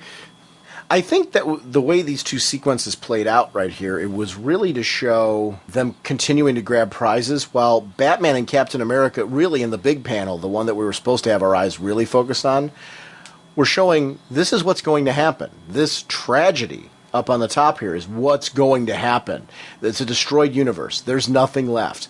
All of this in a game. Yeah. All of this just to find out how the Big Bang happened. He would destroy everything and everyone to the point that there's nothing. And really adds a sense of foreboding there. I did like that Hawkeye was really distressed over the fact that he didn't get a chance to go toe-to-toe with Green Arrow at that moment. And we get to see in this next panel on Paradise Island really just how far and how withered Wanda has become over this. And It was something that I thought it made her seem more heroic to me. It's clear here in this moment to me that she's willing to die to save her universe. Yeah. She's, going above and beyond the Call of Duty now. It's really affecting her, really taking her down, and she's getting to the point where one more spell, one more usage could be her last. And she's not hesitating. She's like, hey, you got to do what you got to do. And I thought that was kind of a cool usage of her in kind of like just because throughout this thing they keep talking, when Superman has his jerk moments, he talks about how these heroes in the Marvel universe can't inspire their people, they can't step up, they can't be like us, kind of deal. And we're seeing right here where they're doing these inspirational stuff. She's really being inspirational. This is the true hero sacrificing myself for the greater good kind of deal going on. I thought that was kind of interesting that we have these heroic moments while they're saying they're not stepping up to the plate. I so geeked out at Vision protecting her. Yeah. Because I remember the 12-issue Vision Scarlet Witch miniseries. I so loved. And I understand why they eventually, ended all of that. But I was a fan of the two, the robot being in love with the Scarlet Witch and the two of them being married and there being something that I thought that was kind of cool. I liked the bit, too, with Quicksilver. Why hasn't it vanished? It's because you're not clear yet. Yeah. You had to be clear at that moment in order for it to work out. And because they were in our world, Wally... He's got the speed. He had the jump on him. Right. Yeah. That added more to me. Why would Wanda keep doing this? Because even with her in the game, they are barely holding their own. They're barely holding their own. And I liked that sense, too. Did you guys feel that... Because... It seemed to me reading this that Marvel's heroes, they really were playing that Marvel's heroes weren't quite as powerful as DC's heroes that are more godlike. Did you guys get that vibe all the way through? Oh yeah, definitely. There was. Yeah. It was funny because there's a couple times when I'm reading it, and I did take a double take, saying, "Wait, hold on, what's Because I did notice just the way they were being presented. It was sometimes I don't want to sound like I'm saying anything negative about the way they're presented. I'm not. Okay. I don't mean it that way. Right. Okay. Good. Honestly, to me, let me finish where I was going to go with that. Okay. Because I honestly thought that was it made them more heroic to me that they kept seeing Wanda there willing to wither herself to give her team a little bit of an edge and to really. I thought when you're talking about the more. I guess Earth-based nature of the Marvel Universe, at least, and that's always been the kind of quote-unquote fan comparison. I think it's a little different now. I think that there's a little more of a blurring of the lines between the two right now, but I thought this was a good representation of historically the differences between the two universes. I thought it represented them very well in the sense that they did not quit. Yeah. It did not matter to them. They were true heroes. They kept fighting, and they were holding their own to the point where it was pretty much a stalemate, and they had a real opportunity to win if things had kept going in the direction that they did. And I liked that element of the whole thing when we got to see it all the way through. The bit with Wonder Woman and Photon and Green Lantern and Quasar. Yeah. It was great to see Quasar have an opportunity to kind of just have a little bit of a spotlight. A little appearance, a little FaceTime, but this is a neat thing where we get the exposure. Photon, she's exposed to the Green Lantern energy, and it later plays out even more. And I thought that was just, once again, I love layered writing, and this was a nice little introductory, and she's a hero. She's going to think about this stuff. She's going to plan for the next time. Mm-hmm. And I think that's one of the strengths of the writing of this series and how these characters were represented. They weren't just going on the surface level; they were thinking 2-3 steps down the line, and that's how you got to play. You got to play the game that way. You talked about Quasar there. I think this is his first appearance in this book, and I know that there is something of a bit of a controversy. It was his first appearance in this issue. In this issue. He was in the first issue, Quasar. Oh, yeah, he appears on screen as being off on some deep space base or something, right? Yeah. Well, anyway, there's some kind of there's a controversy in the fandom about his presence in this series. In that, even though at this point in the story, there's not all these time and character shifts that's going to characterize the later parts. It's been noted that he basically seems to almost interchange with Jack of Hearts. That Jack is shown when the Avengers are on Earth, and Quasar is off in deep, deep space. But then when the Avengers are in space, Jack of Hearts is nowhere to be found while Quasar is with them. But then when they go back to Earth, it's suddenly Jack of Hearts again. And this was brought to my attention by the CGS footnotes episodes. They basically were of firm opinion that this was a rare mistake on the part of the creators. That it was just an inconsistency within the story. Busiek has tried to argue around it. I found a internet posting on the comics forums in which he basically argues that they interchange in an unseen fashion, but there's not an inconsistency. But anyway, I just wanted to point out that that is something of a controversy regarding his presence in this story. I think, to me, though, if you take a look at what was happening with the Justice League and the fact that reservists were being called in there and used, you could clearly make the same argument for Quasar and Jack of Hearts, in the sense that if they're in outer space, Quasar would be with the members of the team that were out there, and Jack of Hearts was just staying on Earth and doing things. And that's the argument Busiek made. Yes. Yeah. After the fact. That is interesting. I can see why, though, when you're reading the story, it clearly plays out the way where fandom was a little. So I can see the debate. I can see why there is a debate. It's interesting. Did that bother you guys? Did you notice that when you were reading it? No. Who's Jack of Hearts? The Avengers? You really not know who Jack of Hearts is? Yeah, seriously. Kind of my reaction when I first saw the character, basically. The guy who looks like a playing card? Oh, I know that. But okay. But no, to be honest with you, I really didn't notice any. I never read him as an Avenger. I never really read any Quasar stuff. So really, I'm not familiar with the Quasar character. Was in. He appeared in part of Mark Waid and Mike Wieringo's Fantastic Four, at least a couple of issues, I think. And that was my main.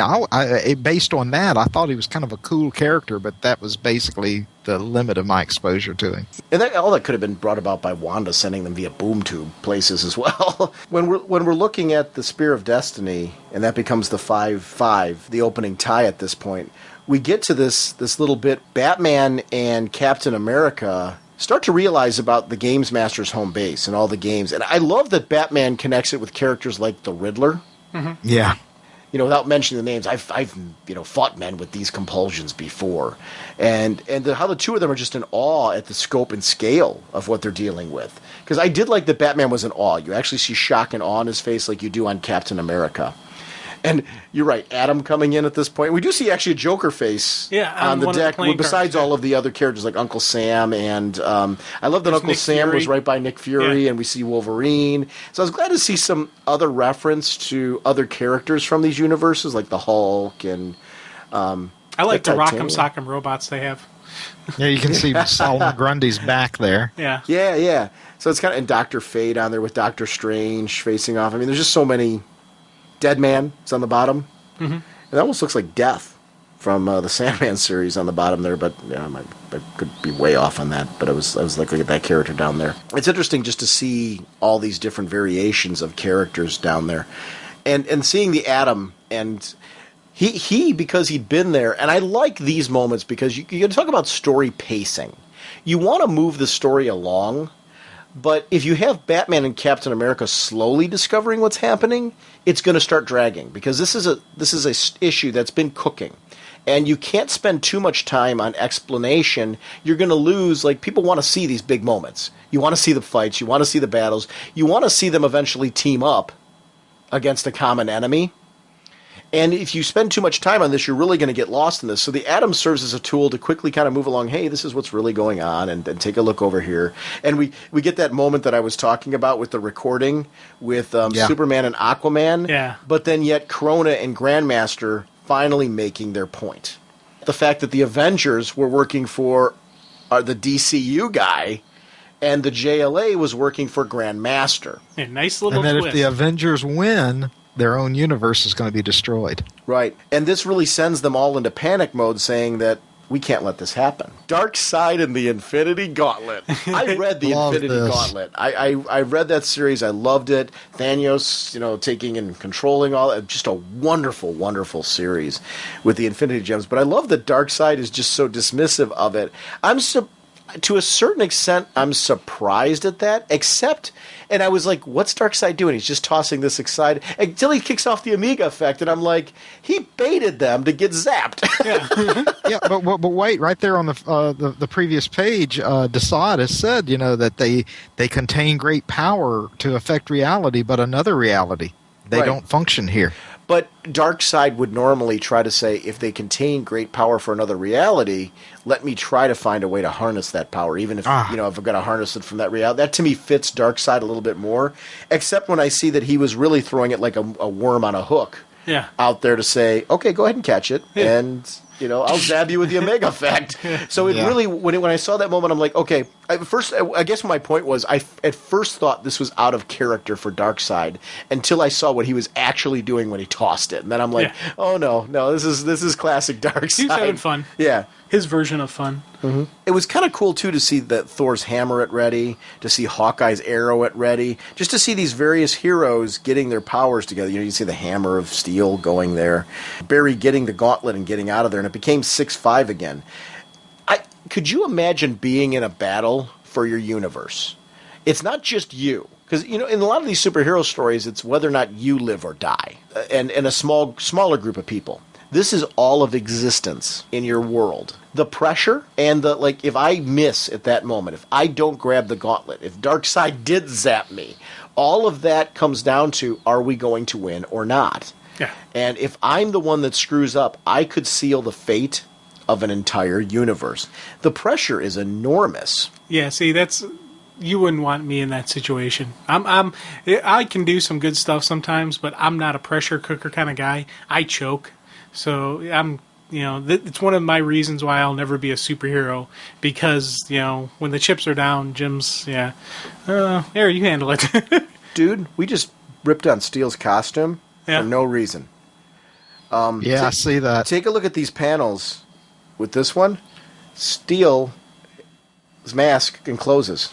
Oh, okay. That was only when he's out. I mean, he's got a fully enclosed He just mask. had it open like Tony often goes around with his Iron Man. And that so annoyed me and bothered me, and I've read this like 50 gazillion times now for us to do this, and I'm like sitting here, I'm like, what? We're all ripping on this guy, and actually his costume is pretty darn... Now all of a sudden his costume is cool again. Yeah. Because I do like the modified armor where we get to see that Steele has... souped it up from his days in Death and Return of Superman. Yeah. So it's kind of cool to see this at the moment. But it's this cosmic cube now, and this is really the final battle. It's two major heroes. This battle between Thor... I loved everybody else's battles. We get to see Hawkeye and Green Arrow and all that, and Jack of Hearts... and and Iron Man fighting Firestorm, and we get to see Plastic Man, Scarlet Witch, and what is it, Zatanna versus and Captain Atom versus is that Yellow Jacket there?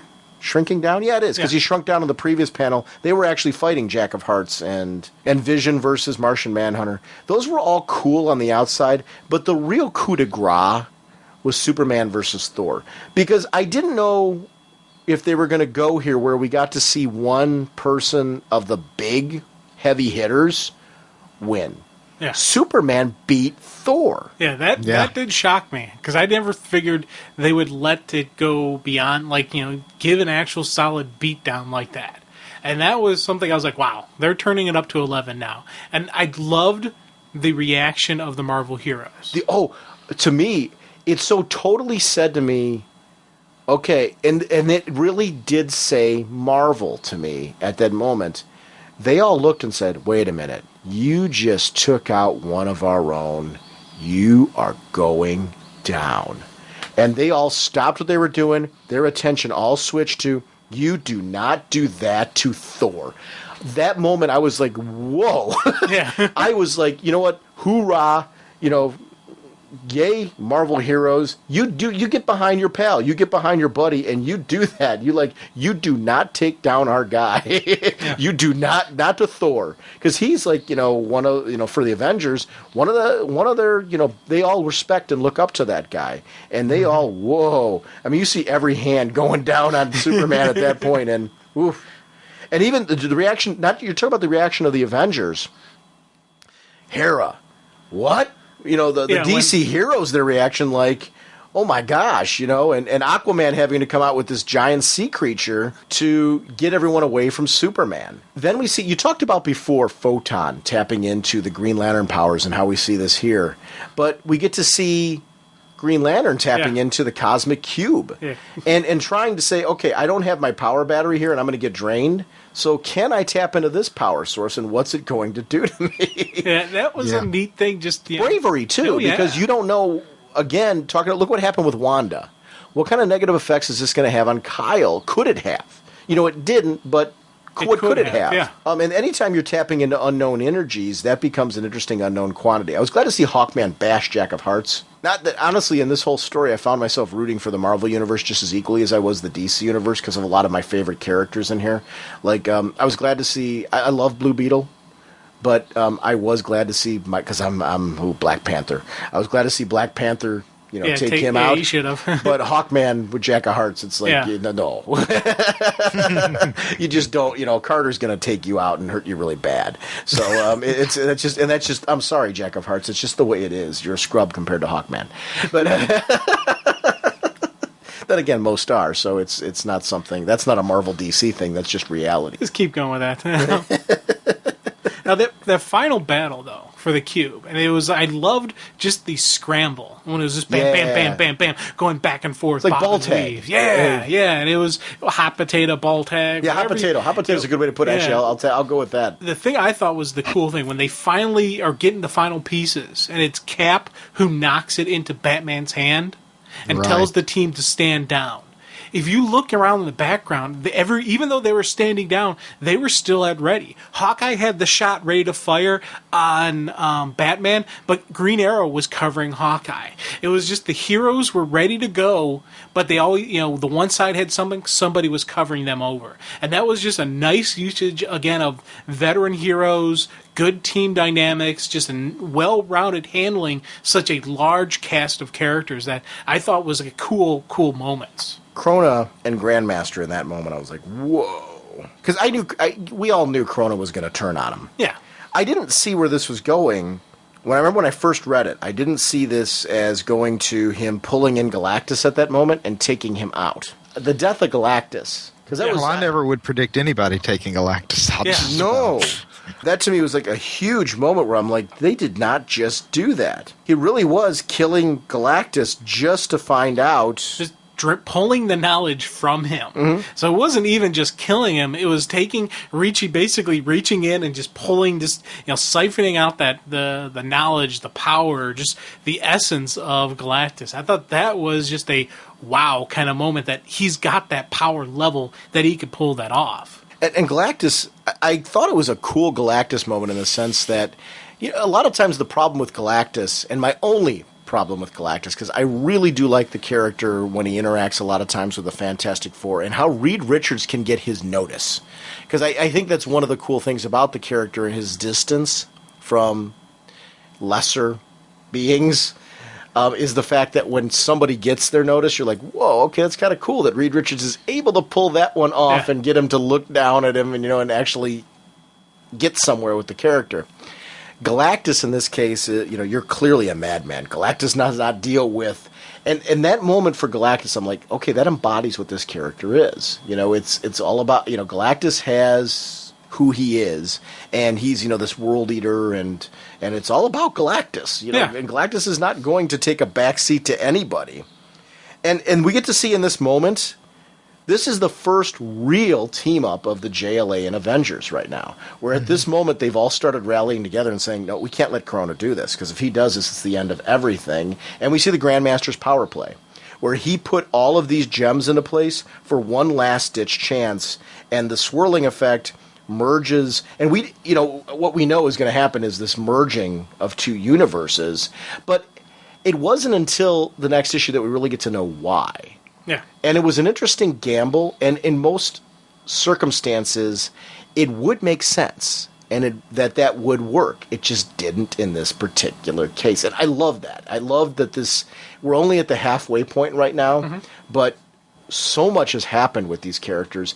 I'm so glad that they did this as a 4-issue prestige format series, because there's so much depth and density. It feels like, you should have the ending of the story right here with them winning, because they got all the pieces, and that's not it. Yeah. This is only the beginning. Just the beginning of it, yeah. And that was what was really cool for me. Once again, I want to remind everyone our sponsors for this episode are DCBService.com and InStockTrades.com. Remember, you can get Avengers number 4, regularly $3.99, 40% off, only $2.39. Justice League of America number 48, $3.99 regularly, 40% off, only $2.39. I want to thank DCBService.com for remaining our pre-order source. Over at InStockTrades.com, end of this month or beginning of July, we're going to be airing that special episode on Batman the Cult, part of our greatest DC Universe stories of all time. And this is going to be, it's by Jim Starlin, Bertie Wrightson, regularly $19.99, 47% off, only $10.59. We're also going to be releasing, during that time frame, our greatest DC Universe of all time. Actually, Jim and I have got a battery of like 2 or 3 episodes that we're going to be releasing during his time off, so we remain weekly, even though we're both going on respective vacations, and he's going on an extended one. He's going to be in Italy, and we're thinking about recording, if possible, from Italy. I don't know how possible that's going to be, but we're looking forward to hopefully adding that to our catalog of unusual recordings that we've been able to do. But I don't know that that's going to be possible, so we're putting episodes in the can just in case, so that way you guys still get weekly content from us, and we're really excited to provide those episodes to you. And our next episode is going to for sure be a Speeding Bullets episode. We're going to be taking a look at new comics and just a whole bunch of stuff to really talk about there. We're also going to be somewhere either before or after that. I have a very special interview that we did with the director, producer, and writer, actually co-director, producer, and writer of the great film Hero Tomorrow. And if you haven't seen this, it's herotomorrow.com. Do yourself a favor and check out this film. The site's great. It's a great chance for you to check it out. There's going to be a very cool comic that's going to be coming out that's associated with Hero Tomorrow. So if you haven't had a chance to check this out, it's kind of a fun bonus episode that we're going to be releasing, a chance to talk with the director on this show. It's definitely got a Cleveland flavor to it, which is something that Jim and I were immediately drawn to, but there's something in there for all comic fans, and it's very comic themed. So if you haven't had a chance, it's herotomorrow.com. Check it out. We will see you next week. Bye.